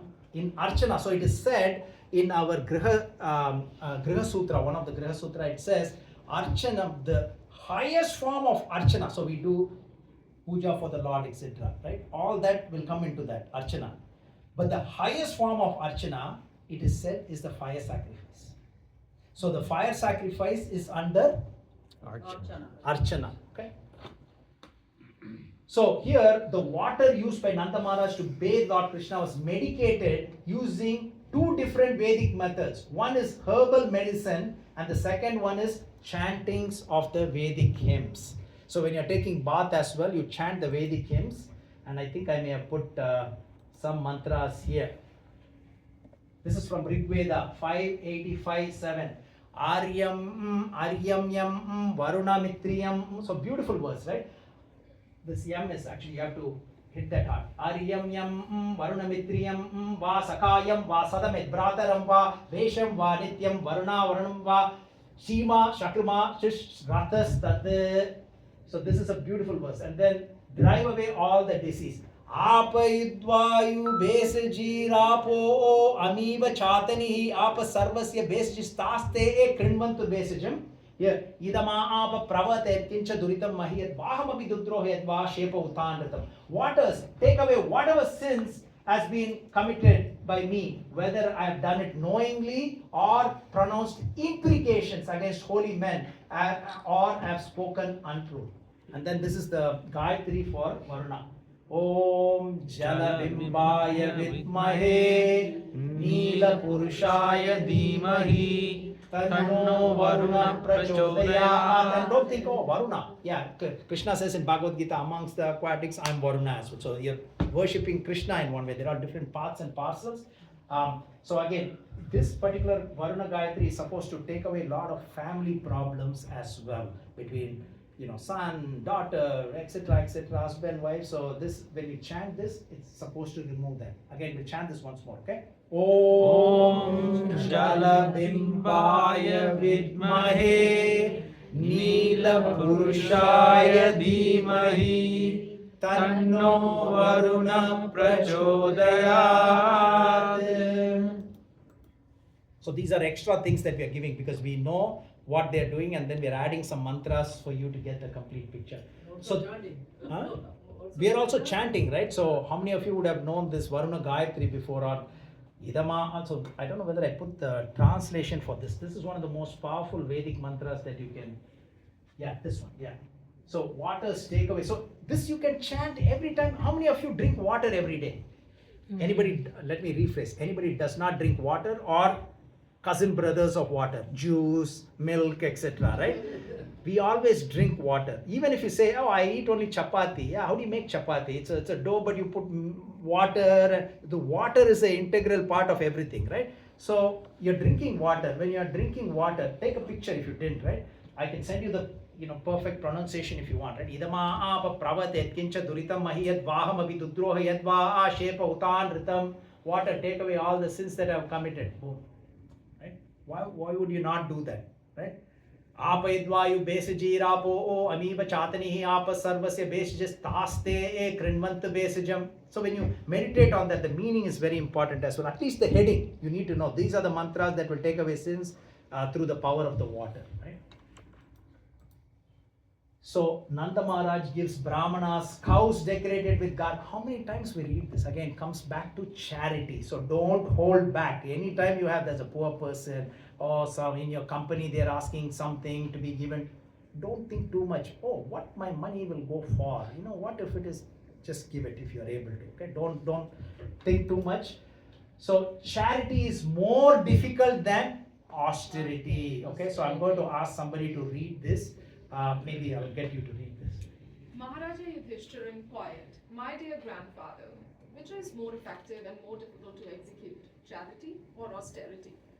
Vyasadeva replied, "There is nothing more difficult in this world than to become genuinely charitable. Men have such a strong desire to attain wealth that they are willing to work hard day and night to obtain it. Indeed, it is practically seen that while striving for wealth, people sometimes risk their very lives. Because of this strong attachment to wealth, it is very difficult for a man to cheerfully part with his hard-earned money by giving it in charity. Still, it is a fact that if one gives his honestly earned wealth to a proper recipient, no matter how small the amount may be, that gift will award him great gain in the next life." Okay, I put some examples here. This is from Srimad Bhagavatam, 2nd Canto, 3rd chapter, 17th verse, purport, right? So here Vishwanath Chakravarti Thakur is quoting from Smriti Shastras, Shruti and Smriti, right? So we know what is Shruti. Shruti are the Vedas, Smriti what is heard, etc. So money given in charity to a suitable person is guaranteed bank balance in the next life, okay? And then it goes on to say, oh, if you give it to so and so, you will get this. If you give it to half-educated Brahmana, you get this. Learned and fully, one who is factually realized. Now these are the things we don't want to judge, from our standpoint. Is this person here, or we don't need to. Our understanding should be anybody is greater than us. How about that? Anyone else is more learned than me. Is that not a fair statement? Yeah. Right? So if you think that way, and if there is a charity that needed to be given to that particular person, anyone, forget about these denominations, anyone, give it. So again, the message is, Vyasadeva is saying to Maharaj Yudhishthira, yeah, austerity, somebody can stand in one leg and chant, that is easier, but ask him to give $10, he won't give, he cannot give, right? Which is a fact, right? So if you are able to do what normal people are not able to do, that's what differentiates us with others. Okay? Very significant, verse. So again, whenever you're reading this again and again and again and again in Srimad Bhagavatam, you'll see when Krishna was born, Vasudeva was in prison, right? At the time of being born, what did he do right away? He gave thousands of cows in charity in his mind. And then later on, he made it a reality. After a few chapters, we'll read it, right? So again, always give charity, at least in the mind when we are not able to, right, for deserving person. So again, the yogic brahmanas chant Vedic hymns. How many times we are reading this? So the one that we read, Apayidvayu Besajir Apo. Oh, so when you see that Apo, all that are Vedic verses. Okay, so Vedic verses, they again chant that. So here it is said, the past life of demon Shakatasura. So his name is Utkacha. Okay, Utkacha. So he's the son of one of the rishis. Once he behaved wildly in a sacred ashram and accidentally uprooted trees, disturbed animals, destroyed sacrificial items, etc. And then, so he was cursed by a father, and he asked for forgiveness. Okay, then you will be touched by Lord Krishna's lotus feet, and you'll be liberated and regain your celestial form. So again, Utkacha took birth as Shakatasura, and he became the Shakatasura demon. Okay. So again, according to Krishna Samhita by Bhaktivinoda Thakur, the demon of old habits, stale spirituality. Stale spirituality, what does that mean? Stale spirituality. Okay, I'm going to chant Hare Krishna, Krishna Krishna, Hare Hare. Where is the phone? Krishna Krishna, Hare Hare, Ram, Hare Krishna. So this is stale spirituality. Okay, I need to go to the temple. Okay, so we want to energize ourselves, be in devotion. So old habits. That's what Krishna kicked. Krishna doesn't want all that. Now change. Okay, get into active spirituality. Kick out the old habits, bad habits, neutral habits, etc. Inertia in devotion. Inertia means stagnant, right? Similar to the state. Ritual without heart and burden of past conditioning. I would say, what is the difference between ritual or if you bring in spiritual devotion into ritual, it becomes spiritual. Ritual becomes spiritual when you add devotion. Okay? So if you do monotonously, okay, I need to do this fire sacrifice, swaha, swaha, that's a ritual. But Krishna is getting it in his tongue, he's opening his mouth in the Agni. Okay, now you're offering it to Krishna. The ritual becomes spiritual. Okay, so that was the end of the first pastime. We can quickly go through the second and third as well. Any questions on the Shakatasura pastimes? So Shakatasura pastime, he came as a hand cart, okay? And then so many times the key things are Vedic mantras are being chanted, fire sacrifices are being performed, etc. So this is the second part, tiny hands, mighty grip, the fall of Trinavarta. So I try to put some catchy headings here to make sure that we understand it, right? So this is the killing of Trinavarta. This is from verses 18 to 34. It's also in 10.7, but we're taking the first part, second part, and third part. Everybody's okay? Yeah. Fasten your seat belts. We'll go a little faster as we usually do at this time. Oops. Okay.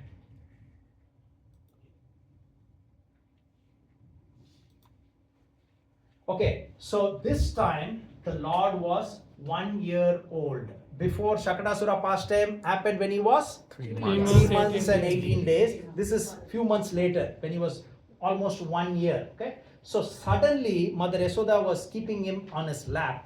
He became heavier and heavier and heavier, and she could not manage that. Just imagine suddenly somebody keeps a 300-pound weight that the weightlifter lifts suddenly on your lap, right? So he's suddenly keeping a book, and then the book becomes so heavy. Krishna became unbearably heavy, and with so much difficulty, Mother Yashoda had to put him down, and Krishna has done that for a reason. Okay, so as she was patting her son on the lap, suddenly she felt the child is heavier than a mountain peak, and then she no longer can bear his weight. This pastime took place when he was 1 year old.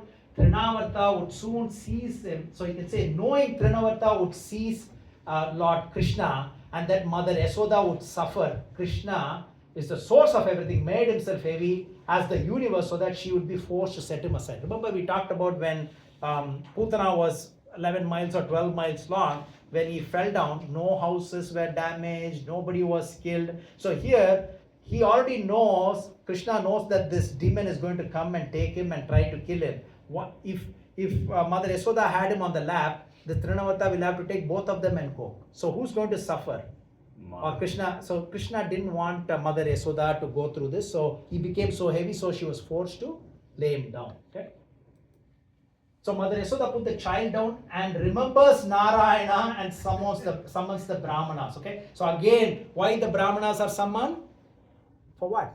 Chant the Vedic verses. Okay. Remember that. That's a repeating theme here. These are word by word, black text, right, from Srimad Bhagavatam here. So when you are in danger, what do you have to do? So again, lesson learned, right? So when you're reading it, you may, okay, she chanted Narayana. We talked about Yogamaya here, right? Yogamaya, Mahamaya, Yogamaya, because it sort of blocks them from knowing Lord Krishna is the Lord.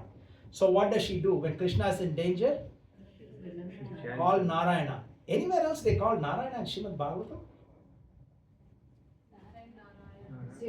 Sixth canto? Gajendra. Gajendra is in the 8th canto. No, that. Prahlad Maharaj, 7th canto. Wonderful. Ajamil pastime. Right? So he named his 10th son as Narayana, right? So again, these are the things that we need to remember. Suddenly when we are walking, tripping, Narayana. When we say that, that's how we need to get. I don't want to say, you heard the statement, fake it till you make it, right? Fake it till you make it. So this is like practice till you get it. I realized this was probably about 8 years ago. So when I'm driving, there's a car that was parked there. Out of the blue, just made a U-turn with tremendous speed. Okay, I had no idea. So this was like guaranteed hitting him. I didn't have a chance to react at all. And what I did retrospectively after 2-3 minutes, luckily nothing happened. Right, miraculously everything fell in place. Nothing happened. But what did I do at that spur of the moment? Oh no, that's what I said. Did I say Narayana? No. Right? So we got to get used to it, because at that time, that could be the last thought or last word that we may have uttered. If I had said, oh no, and something would have happened, it's of no use, right? Antakale chamame, what we are thinking, what we are chanting, etc. Right? So again, we need to get used to it. So here, when Krishna was in danger, what name? God's name, Narayana. When Ajamil was there, 10th son, and then when all these, how many Yamadutas were there? We talked about this. How many Yamadutas came? 2. 3. Vishnu. 4. So, more Vishnu Dutas came than Yamadutas. Yes. Okay, so it's always we get more power from the Lord, right? So here we have to remember that we have to get used to chanting the names of the Lord. It's just one word, right? Narayana, Vishnu, Krishna. Does not matter which name, right? So here you can see twice Narayana. Ajamil called Narayana out, right? And here also when he saw the fearful form. So here Mother Yasoda puts the child down, remembers Narayana, and then summons the Brahmin to chant the Vedic hymns, right? So Trinavarta comes as a whirlwind demon, like a tornado, okay? So whirlwind means it comes like this, right? And then carries Lord Krishna with him. So Krishna's heaviness was unbearable for Yasoda, but when Trinavarta came, he immediately carried the child. It does not mean that he's such a heavy weightlifter. No, Krishna became light so that he can carry him, right? So that's what Krishna changes, right? 8 siddhis. He immediately carried. This was another demonstration of Lord Krishna's inconceivable energy. So Krishna became lighter than a grass so that the demon would carry him away. It said Krishna is the only one who can go from heavier than a mountain to lighter than a grass in a moment's notice, right? So mother could not keep him on the lap, but here this demon is carrying him. So here, no treadmill required, instant weight loss, right? From the most heaviest one to, so Krishna invented it, right? So instant weight loss. The demon has a powerful whirlwind, blinds Gokul with dense darkness and fearful. So now in India, I'm referring to India a few times because if you go to Delhi or if you're reading something about Delhi, anybody's reading? Yes, So much pollution. Air quality is so bad, right? Somebody sent something. They said, oh, my friend is going through a potential divorce. Why? Because instead his wife came after a while, but he thought he's hugging his wife and he hugged someone else. They couldn't even see anything. It's just a joke, but it's so bad, right? The dust and everything is so bad in Delhi. But here, it's all the time in Delhi now. But this happened when Trinavarta came, right? So here it's covering the whole land with particles of dust. The demon acting as a strong whirlwind covered everyone's vision, and so the whole Braja was covered with darkness from the dust for about 48 minutes. Okay, so again, these are all not stated directly, but just imagine 48 minutes is like 480 hours, right? This strong, powerful wind. So Mother Yasoda fell down on the ground and began to lament pitifully like a cow who lost her calf. So beautiful description, right? So a cow who lost his calf, how much that cow would cry. Similarly, the mother lost the child. Where is it? She can't even know where the child is because it's so dense and dark, but the child is gone, taken up, many, many meters above. So Yasoda's pain and other gopis' concern indicates their extent of love for Krishna. Other gopis also joined, right? They were all full of tears. The reference to a cow whose calf has died signifies that she feels that she will not again see Lord Krishna, right? Therefore, she feels that remaining alive is actually useless. Trinavarta took Krishna very high in the sky, but Krishna's increasing weight forces Trinavarta to halt mid-air. So he was very heavy in Mother Yasoda's lap. Then when he became so light. Now when he's carried up, again he becomes heavy. So mystically he can increase and decrease weight, right? So by practicing mystic yoga, asuras generally attain some perfections like, becoming smaller than the smallest, bigger than the biggest, lighter than the light, heavier than the heaviest. All these are part of 8 mystic siddhis. But Krishna is beyond all that, right? So Krishna displays Mahima by becoming heavier than mountain for Yasoda. Is that right? Yeah. Then Lahima by becoming lighter than a feather or a grass for Trinavarta. Then again he becomes Mahima, becoming heavier than a mountain for Trinavarta. What is the last verse? We'll all read this together. Is that okay? Yeah. Yatra Yogeshwara Krishna Yatra Partho Dhanusdara Tatra Sri Vijayo Bhute Dhruva Nidir Matir Mama. Translation together. Wherever there is Krishna, the master of all mystics. That's the most important connection here, right? Yeah. Master of all mystics, and Wherever wherever there there is is Arjuna, the supreme archer, there will also certainly be opulence, victory, extraordinary power, and morality. That is my opinion. That is my opinion. So who's saying this? Sanjay, Sanjaya. the last verse, 700th verse, right? So this is Trinavarta is taking him higher and higher and higher. So Krishna held Trinavarta's neck. Trinavarta could neither bear his weight nor throw him off. You can't throw. Right? He's it's like chained into your body, right? So he thought he'll take higher and higher so that he can completely destroy Krishna. But who can destroy Krishna? So again, remember Krishna. Which weapon did he use in Gokul Vrindavan? Hands. No weapons. Yeah, only his different body parts. Yeah. Putana, just the mouth. Shakadasura, just a gentle cake. Here, just the pressing of the neck with the arm, etc. Right? So he could not throw him nor carry him. So here, this is like a game for him, right? So I put some example here. Our excitement in going on rides in Wonderland. How many of you been to Wonderland, right? So there's nothing wrong in going, Yeah. So our excitement in going on rides in Wonderland like Leviathan, Behemoth, Drop Tower, just drops down like that, is stemming from Lord Krishna as we are part and parcel. No comparison in quantity, but infinitesimal, right? We are infinite. Remember all this? Yeah. It gives us our. So Krishna wanted to have some excitement as well. They put me under the cart, and what is this? You need some excitement, right? So that's what our acharyas don't say Wonderland example. That's my little purport there. Okay.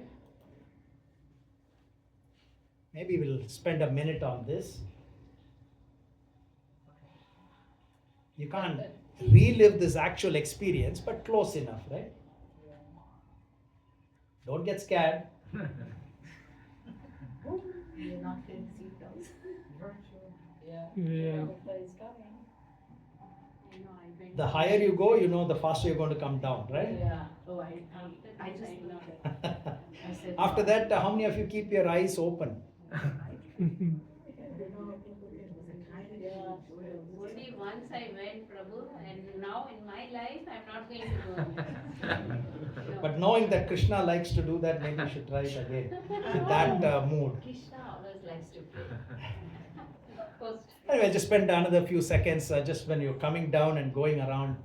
I mean, you don't feel that churn in your stomach, but that's the most significant difference, right? When you're looking at this, you don't feel that churn. But when you're Going down.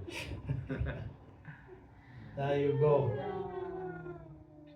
With the sounds and anyway, so again, I just wanted to put this out so that you can simulate the fun that Krishna wanted to have, right? So that's what our Acharya says. He wanted to do this, so he did it, right? Okay.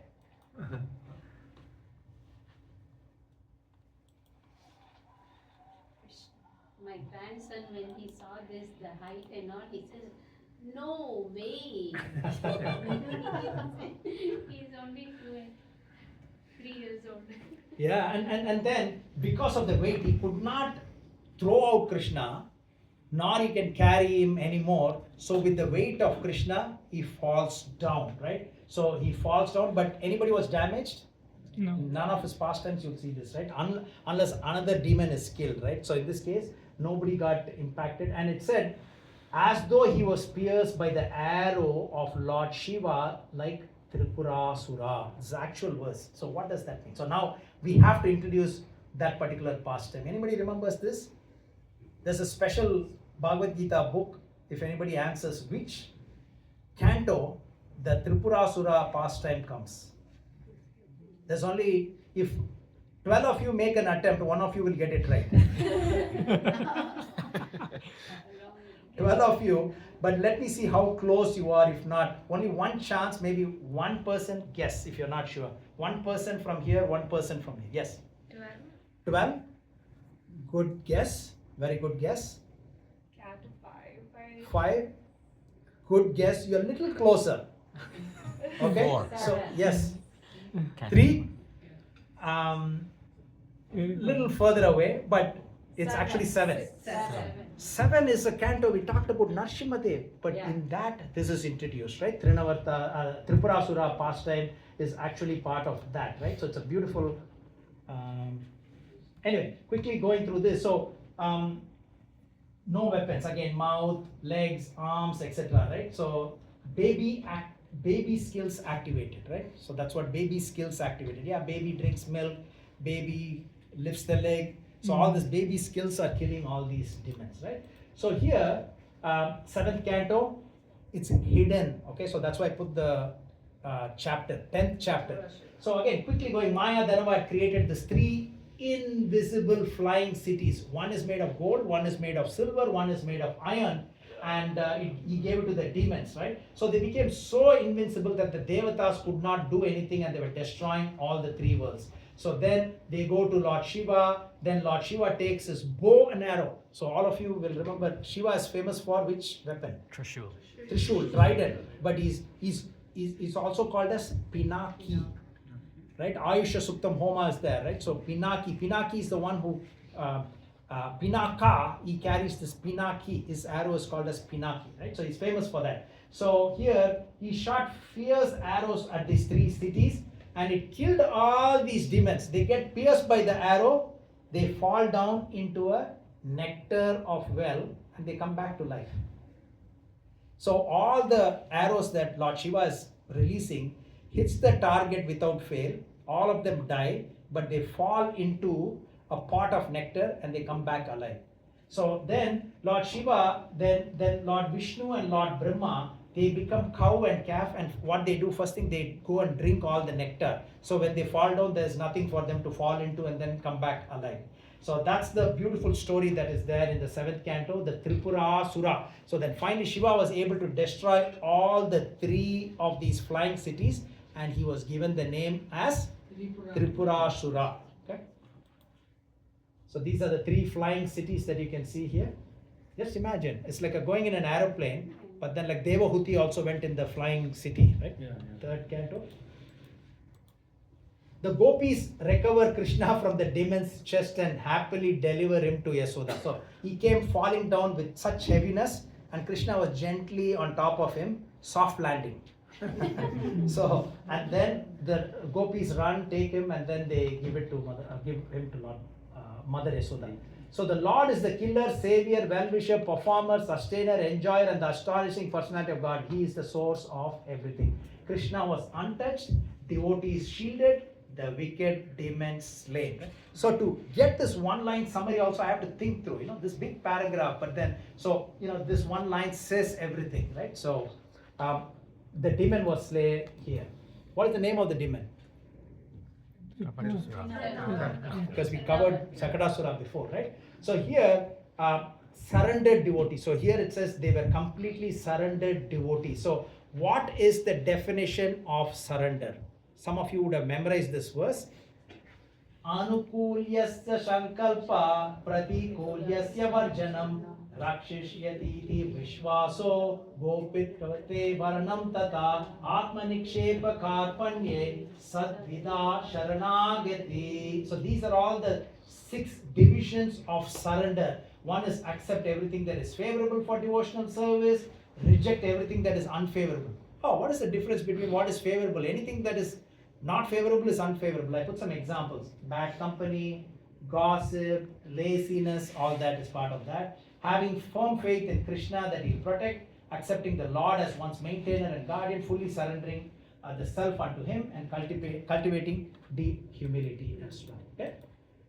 Okay. Nanda Maharaj attributes Krishna's safety to their past pious activity and charity. Okay, that's okay to think that way, but Krishna is all powerful. But the lesson for us is, the past pious activity and charity can help something in the future.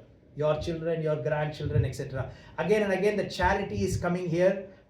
So remember that one of the takeaways from today is, if you want to, that poor man is hungry, that poor person, $10 is there, $1 coin is there. Usually $1 coin, but try to push yourself in giving I'm just giving an example, up to you, but the message that we are getting from scripture is charity is more difficult than austerity, right? So do something that is more difficult and prove that it's not difficult for you. Seeing these wonders, Nanda recalls that Vasudev's prophecy, right? Before they met Vasudev and Nanda Maharaj, and then he said, be careful, there are a lot of things that are happening, right? So he said, now my dear brother, since you have paid the annual taxes to Kamsa, etc., etc., it's better, since I know there may be many disturbances there. So that was a prophecy by Vasudev, right? The prophecy of Vasudev came true as Putana Sakadasura, now Trinavarta, sorry, spelling mistake, tried to kill Lord Krishna. So the past life, we talked about the past life of Shakadasura. Here the past life of Trinavarta. Again, it's all from Garga Samhita. Okay, so his name was Viryavarta. So he went with his many wives to bathe in Narmada river, and he was making so much of noise. And then one of the sages cursed him to become Trinavarta. And then when he asked for forgiveness, you'll be liberated later on by Lord Krishna, etc. So that's the past life. Arrogance leads to downfall. Krishna's touch brings liberation. So again, arrogance of Trinavarta. Okay. So demon Trinavarta, again, Krishna Samhita by Bhaktivinoda Thakur. Trinavarta means the demon of intellectual pride. Oh, I am a PhD. I am a doctor. I know everything. Right. So that's like intellectual pride, dry logic, argumentative mentality that blows bhakti away. So we may all have that with different people, not with many people, but we will have our own targets where we think that we are greater than someone else. Again, that's what. So meditate on Krishna, taking that pride out that we may have amongst us or with us. Okay. So that's the second pastime. And the third pastime, tiny mouth, this is a very small one. Okay. So tiny mouth, infinite worlds, the cosmic vision of Mother Yasoda. This is the last 3 verses from this chapter. Okay. So we're almost there. So here Mother Yasoda placed baby Krishna on her lap and nursed him with affection. As he was drinking milk, she lovingly touched him and admired his bright smiling face. Krishna yawned. When he opened his mouth, she saw the entire universe in his tiny mouth. We would have heard this, right? But this is the context of it. So how many times Mother Yasoda saw the universal form within Lord Krishna? Twice. 2 times. Perfect, twice. Yeah. So when I gave a class years ago in one of the temples, they said, Prabhu, no, Prabhu, only once. Then every time I want to, make sure, because one is in 10.7 and another one is in the very next chapter, if I'm not mistaken, right? No, 10:38, right? So this is 10:38. Is it 10:38? No, I think it's 10.8, sorry, it's a typo. Anybody's got Veda base? No? Just check it. I think it should be 10:8:39. Anyway, you can check that later on. So if somebody's taking notes, so it's not 38 because 38 chapter is later on. So this should be 10.8, which should be the next chapter after. Yeah, but I didn't check, but I think it's the 10.8. So go to 10.8. Take a break. It's okay. Yeah, 8. 10.8. So yeah, just if anybody's taking a note, so it's 10:8. So second time is when everybody complained, right? Oh, Lord Krishna ate dirt. Lord Krishna ate dirt. No, no, mother, I didn't eat any dirt. Open your mouth. Opens, and second time she sees that. So she's fortunate. She sees the universal form twice. Okay. So the Virat Rupa. So this is 2.1.24. So maybe would you be able to read this? Yeah. This Virat Rupa of the Lord was especially manifested not for the benefit of Arjuna or others who were shown, but for that unhindered class of men who accept anyone and everyone as an incarnation of the Lord, and so misled the general mass of people. For them, the indication is that one should ask the chief incarnation to exhibit his Virat Rupa and thus be established as an incarnation. The Virat Rupa manifestation of the Lord is simultaneously a challenge to the atheist and a favor to the asuras, who can think of the Lord as Virat and thus gradually cleanse the dirty things from their hearts in order to become qualified to actually see the transcendental form of the Lord in the near future. This is a favor of all the merciful Lord, the atheists and Yeah. the rose vegetarians. Thank you. If somebody's saying, oh, I'm God, show me the universal form. Just open your mouth and show the universal form, right? So this is a beautiful verse from Bhagavad Gita. This, summarizes everything, right? Yoma pashyati sarvatra sarvam cha mahi pashyati tasyaham na pranashyami sachamena pranashyati. For one who sees me everywhere and sees everything in me, I am never lost, nor is he ever lost to me. Okay? So again, you're seeing everything is Krishna, right? Krishna says in Bhagavad Gita, chapter 7, chapter 9, chapter 10, and chapter 15 as well. I am this, I am that, everything, right? So devotion is not just restricted to the 2-3 hours in the temple on Sunday. So everywhere else we can think of Lord Krishna everywhere. That's why he's saying this. So if one sees me everywhere, you're seeing Lord Krishna as the sun, as the moon, as the air. So you're in God consciousness everywhere. And sees everything in me, which is this Virat Rupa. Then you're always connected. So don't think, I am never lost. Oh, can Krishna be lost? No, that's not what he's saying. It's like almost like the puppy dog that you have a leash, the owner is got it. So you're always protected and Krishna is there. Think it that way, right? So mother, very quickly. So if you want to take pictures next 6 7, I'm going to go very quickly, okay? I compiled with a lot of difficulty. How many times Virat Rupa was shown, universal form was shown ever to anybody? Anybody can make a guess? This universal form, we know twice already. Twice for Mother Yashoda. 2 more times. 6. 4. 5 or 6. 5.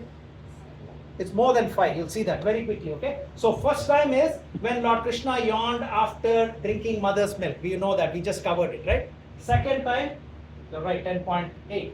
So when Lord Krishna was accused of eating dirt, no, show me the mouth. No, I didn't eat. No, open your mouth. Virat Rupa, right? So twice Mother Yashoda saw. This is okay. So this is extra information. That's okay.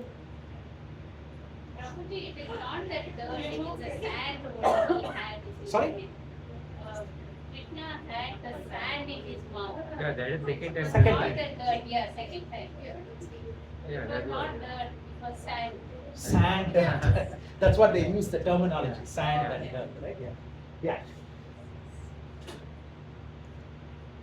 The third time was revealed to Mathura. Remember when he was taking Lord Krishna from Vrindavan, he was going towards Mathura after he took bath. In the water, under the water. Yeah. So Akrura sees the universal form. He was the uncle of Lord Krishna. That is third time.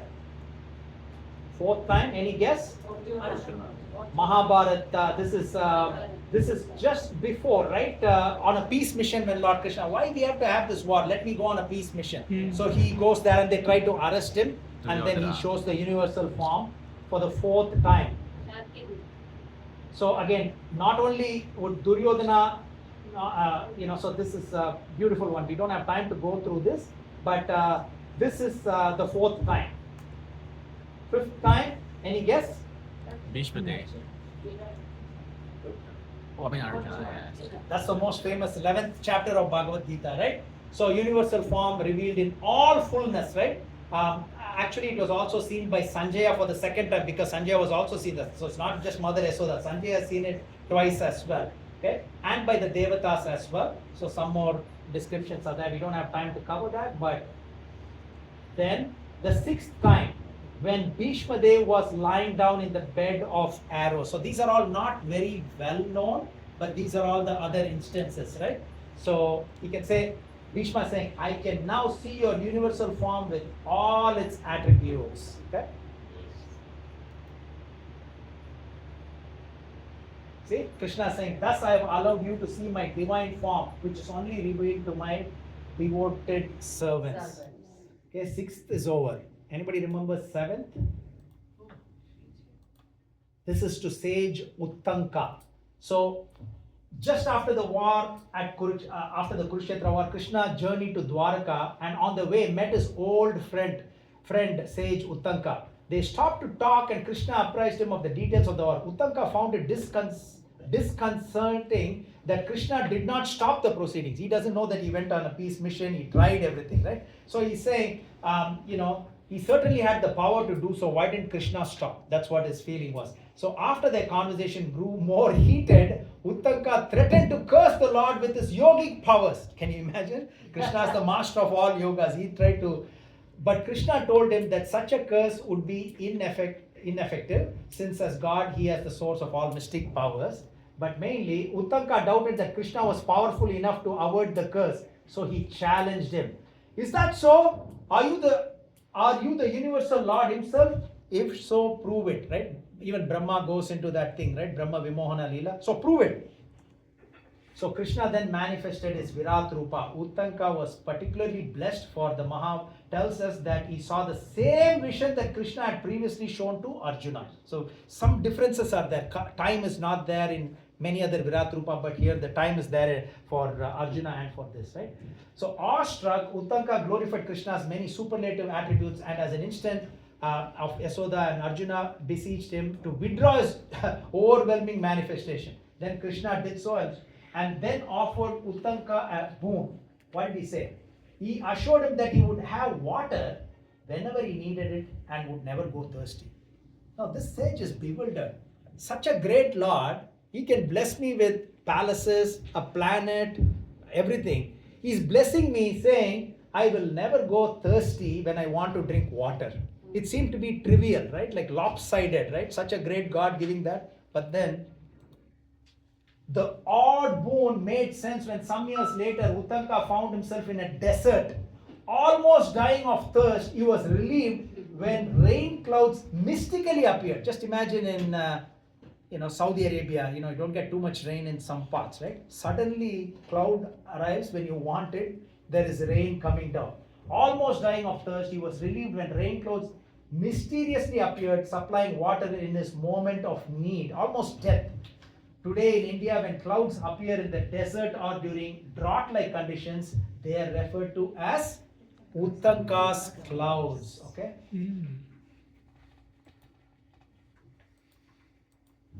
One more. Okay. So other occasions. This is the 8th time. Lord Vamanadev. So this again, we know he stretched 4,000. 4 billion miles. All that we remember. But here I put some. That's why I always put a reference, right? Somebody may question that, right? So you should have this. Until everything in the universe was within his body, including the earth, the planetary systems, the sky, the directions, various holes in the universe, the seas, oceans, birds, everything, right? So this is 820.21. So at least 8 times the universal form was shown. Okay. So again, observe the Supreme Personality of Godhead's universal body. Bali Maharaj saw that. Okay, more and more references are there. Okay. Okay, so one more. So again, how can we forget this? Chaitanya Mahaprabhu showed the universal form. How many of you remember this? May not be, right? So Chaitanya Mahaprabhu also showed the universe. So how many times? We heard 3, 4, 5, now up to 9. This should be complete, right? So this is when Chaitanya Mahaprabhu showed that. So again, more references are there. I always like to show references. So he's asking, right? So Advaita, who's Advaita? Advaita Acharya, combined incarnation of Sadashiva and Mahavishnu. Sadashiva, right? So he himself is asking, my dear Lord, can you please show me the universal form that you displayed to Arjuna? And then he shows that as well. Okay. So 9 times. How many times? I don't have this as a question. 9 times.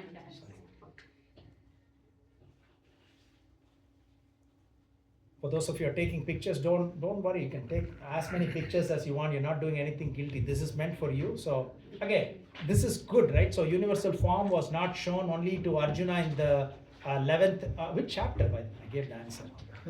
Which chapter in Bhagavad Gita universal form is described very much? Ninth. 11th, I just gave that. 11th chapter. How many chapters are there in Bhagavad Gita? Let's start off with that. 18. 18. Seven, And that seven, translates to how many seven. verses? 700. 700 verses. So this Virat Rupa is in which chapter? 11. Yeah, Virat Rupa is always, glorified in chapter 11. Universal form, yes. Okay. All right. Now, very quickly, the chronological summary. So we covered 3 pastimes. One is first one in the same order. He appeared as what? Is he The the cart demon.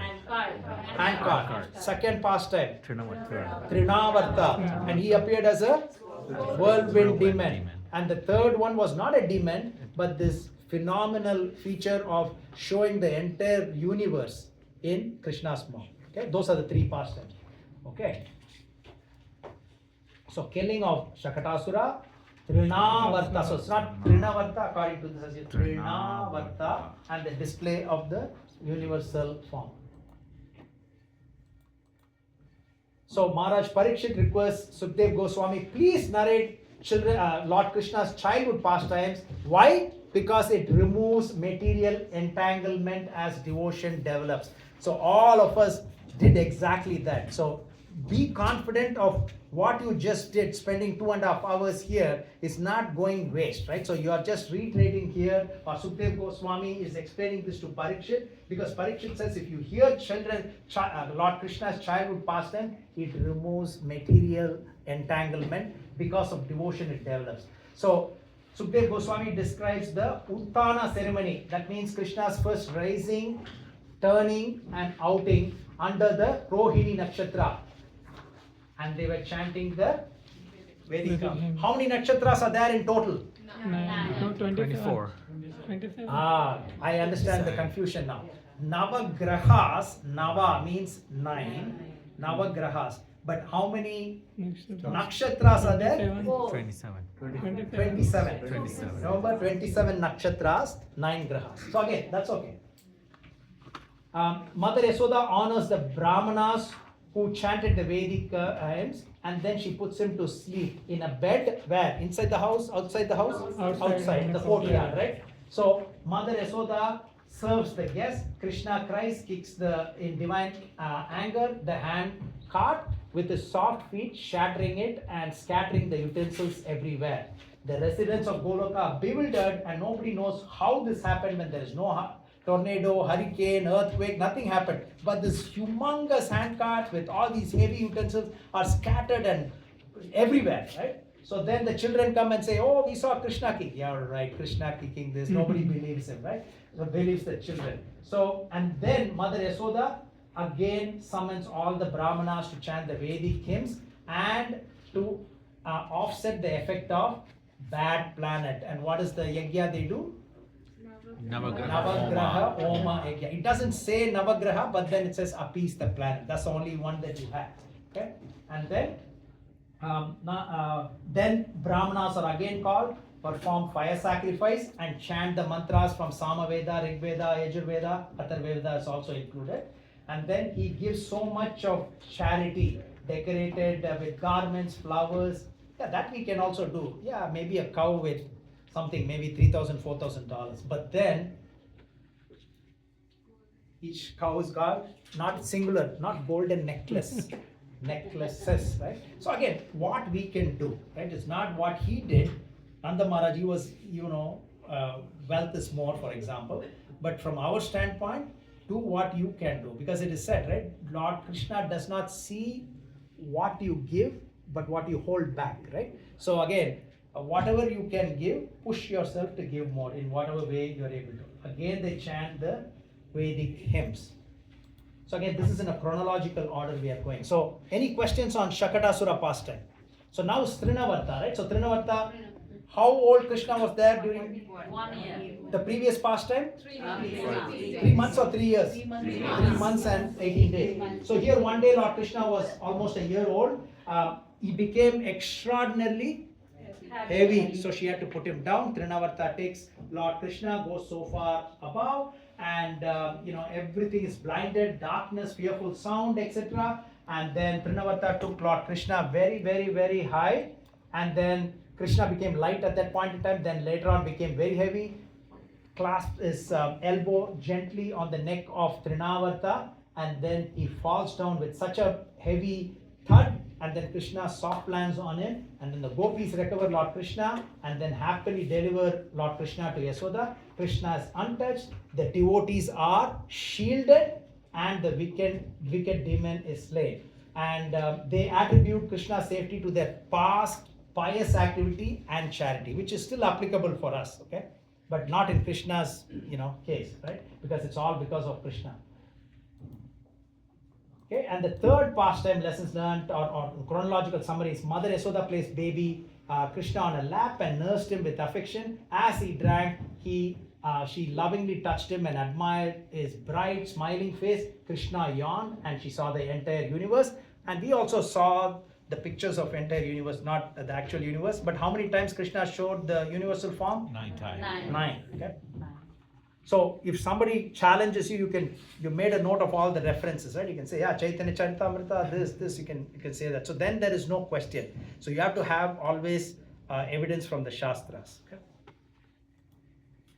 Okay, lessons to be learned very quickly. So before I open this up, I know we're a little late, but hopefully it's beneficial for everybody, right? So I would like to ask from anybody in this side, maybe what are 1 or 2 lessons that you can learn from? I'm going to be very specific. Shakatasura pastime, the cart demon, Krishna became angry with Mother Yasoda, and he did 2-in-1, chanting of Vedic hymns, fire sacrifices. So many things we covered. So what is 1 takeaway, 2 takeaways? What are the lessons learned from any one of you? What do you think? Anything that you can take away from Scarborough today after attending this session from Shakatasura pastime? Attentiveness. Sorry? Being attentive. Be attentive to Krishna, right? So especially the example that I gave, usually this is a mistake that we do. Put the plate of boga there and then check the phone in the other room. Yeah, Krishna's eating. Oh, tomorrow work. Okay, I have to travel. No. So again, the consciousness should be there when we are doing something for Krishna. Okay, that's one thing. Anyone else? There's no wrong answer here. Believe me, all are good answers. So don't hold back, because we can all learn. Don't hold back, just give. Give. Yeah, that's a very good one, right? Because Nanda Maharaj and Mother Yasoda were giving so much in charity. Again, they may have given this much because they are there, but from our level, we can also do what we can. Okay, God does not see what you give, but what you hold back. Okay, anything else? Okay, from here. Anybody? For any difficulty, the prayer and the... Very good. So during any time, any difficulty is there, chant Lord's name. Yeah. Mother Yasoda is chanting Narayana's name and Krishna was in danger, right? And what did I do? Oh no. Remember in the car? Oh no, right? So we got to fake it till you make it, right? So again, practice it so that it becomes the second nature. Okay, we'll see what I have. I had more time to put together this very quickly. Hearing Krishna's childhood pastimes removes dirty things from the mind, pleases our mind and ear as devotion develops, because that's what was the beginning of this pastime. Vedic samskaras had to be performed at the right time. Remember Rohini Nakshatra, don't do a marriage during Yamagandam, Rahugalam, etc., Abhajit Muhurta, etc. At the right time, inviting family and friends. Remember, she had to put Krishna because there are so many people who were invited. So it's good to invite people because you can offer prasad, etc. With chanting of Vedic mantras again and again. So remember, Vedic mantras are the focus of these, at least the first and second pastime. Uttanna samskara was performed with Vedic terms. All samskaras and sacrifices are meant to please Krishna. Lord Krishna. How many verses we have? Bhoktaram, Mekatapasam, Sarvaloka, Maheshwar, everything. Success of a ceremony depends on the satisfaction of the Brahmanas and their blessings. So this is again and again stated in the first, right? Lord Krishna is not to be neglected or forgotten at any time. We talked about this. Krishna crushes old burdens and dry mechanical rituals. So he just hits that, right? Navagraha Homa, fire sacrifice were conducted for over 5,000 years ago.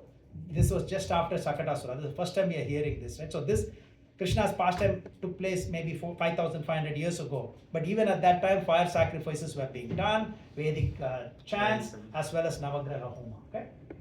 A touch of the divine can grant liberation regardless of one's past life. Whatever sins they committed, they became this card demon or Trinavarta, the world with demon. But Krishna can change everything. Right? The concept of karma is demonstrated where actions have consequences. This is important takeaway. Every action has consequences. So if you see their previous life, they did something not acceptable, they were cursed, and then the action has consequence, but then it can be undone by God's mercy. So don't think that, oh, my karma is bad, I will always have this. No. Then what is the point of having prayers? What is the point of having mantras? Your karma has no power when it comes to the power of the mantras and the blessings of the Lord through devotion. Okay, so remember that. So it's not, don't be, oh, this is how it's always going to be, I'm going to be unlucky. No, you have the confidence, the devotion and the faith in Lord's names, prayers, it'll change. You can see from all these examples. So Trinavarta pastimes, human magicians and demons may gain the 8 mystic siddhis, but Lord Krishna is the supreme mystic, effortlessly becoming lighter or heavier and overpowering any being. Everybody agrees, right? So it's just a summary of what we covered. Krishna protects his devotee with perfect precision. He became extremely heavy, so Mother Yashoda is protected. And then he becomes, and then when he fell dead, no one else was harmed there. Okay? Devotees naturally remember Krishna during danger. Mother Yashoda immediately remembered and said the word Narayana. Just like 6th canto, Ajaman. Oh, I did a count. If you do a count as well, right? So if you go to Veda base, if you have Veda base, and do a search Narayana, okay, just Narayana, and then you can refine that search only on the actual transliteration, not on the purport. Purport means it will be much more because Srila Prabhupada would have referred to Narayana many more times. But just in the actual verse, 183 times out of Srimad Bhagavatam. So this word Narayana comes in the actual Srimad Bhagavatam verse itself 183 times. So significant, right? So we have Narayana Kavacha. Which chapter is that? We did fire sacrifice right here a few years ago. The 2 Prabhus are missing. The Yagya priest. So anybody remembers Narayana Kavacha? If you're able to read this, if you want something from me, let me know. I put everything together in a presentation. Narayana Kavacha is in the 6th canto of Srimad Bhagavatam.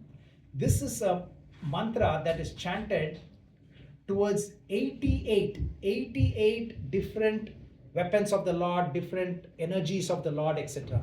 He'll say, my dear Lord Ramachandra, please protect me when I'm traveling to a foreign land. I travel a lot, so that's one of those important verses. So it just very beautifully. So if I'm underneath the water, Matsya, please protect me, etc. So to the point, based on which incarnation or expansion can save you. So that's, what is it called? Narayana Kavacha. That is in the 6th canto as well, right? So many references to Narayana there. So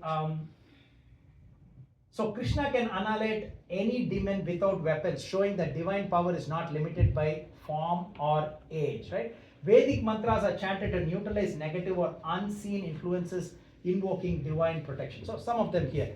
Remember this, higher you go, the harder you fall. The higher you rise through ego. That's the explanation. It's not like just this, oh, I'm becoming a VP. Oh, you're not supposed to become a vice president. That's not the meaning here.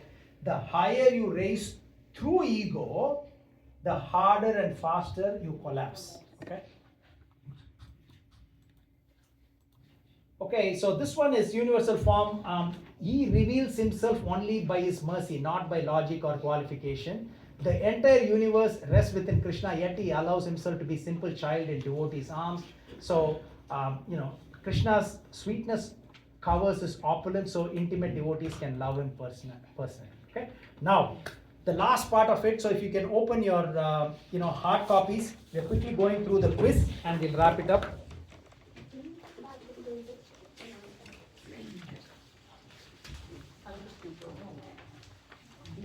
Anybody needs any copies? We have more over there. Anybody needs it for anyone else? Prabhu has printed much more copies as well. Just pass it. Thank you. So if you want to give it to someone else, again, Yeah, these are, yeah. you know, that's something that you can do, and all the blessings will go to Prabhu for taking this beautiful printout much bigger. Thank you for expanding it. Need one more extra. Okay, so ready, quickly going through the quiz, okay?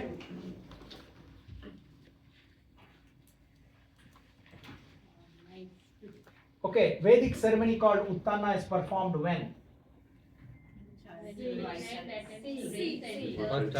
Child attempts to rise and turn around, right? So, what is A? Anybody remembers if you're following what the slide, the 16 samskaras that I had? Child is given a name. Very good, Namakarana. The child is offered a sacred thread.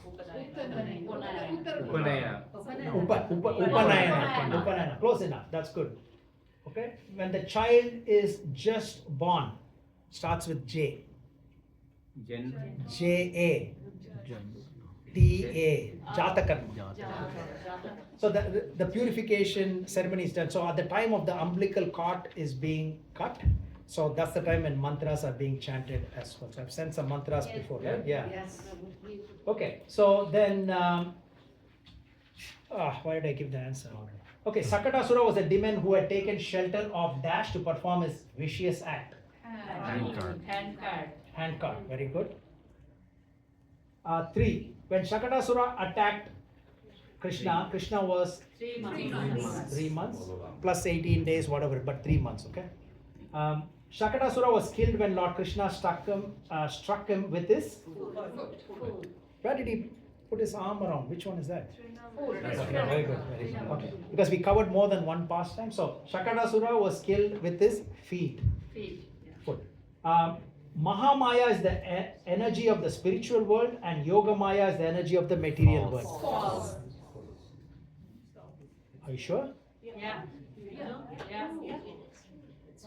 Mahamaya is the material. Yogamaya is the one for All of you are right. I made a mistake here. Good point. Very good. Not that I'm testing you. I pulled in the wrong one. Okay. Wonderful. All of you got it right. Okay. So correct it. So this should be B.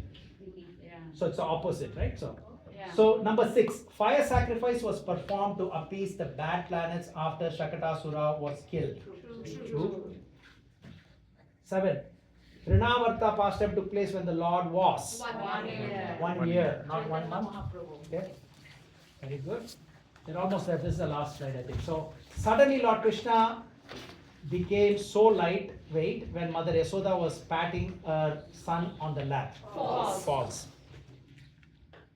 Number 9. When Lord Krishna became so heavy as the entire universe, Mother Yasoda put Lord Krishna down and remembered who? Lord Narayana. Number 10. Demon Trinavarta came as a whirlwind demon. Very good. Number 11. For demon Trinavarta, Lord Krishna initially became heavy and then light and heavy. Wow, all of you are so good. Lord Krishna killed Trinavarta with his hands or elbow, you could say. Yeah. Mother Yasoda sees the universal form inside Lord Krishna's mouth. Very good. Fantastic. So it's Divine Grace, J.C. Bhaktivedanta Swami Srila Prabhupada ki.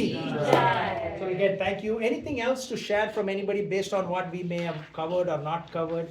Again, these are little squeezing all of us, right? Testing our patience, our body pain, even though we are seated comfortably.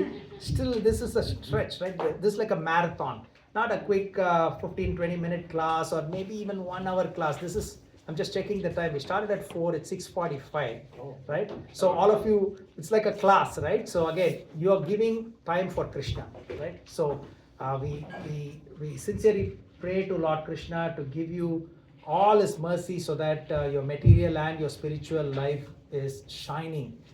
So again, we sincerely thank you for your time and for your active participation as well. Thank you. Yes, Prabhu. Thank you for giving your valuable time and continue this yatra for more than 4 or 5 years or more, right? It started in 2015 actually, Yeah. so it's 10 years, even 10 though. years. Yeah, sorry, 10 years. I was there for the beginning. And thank you, Prabhu. Thank I know that you are not always inside Canada, you are outside, you are playing.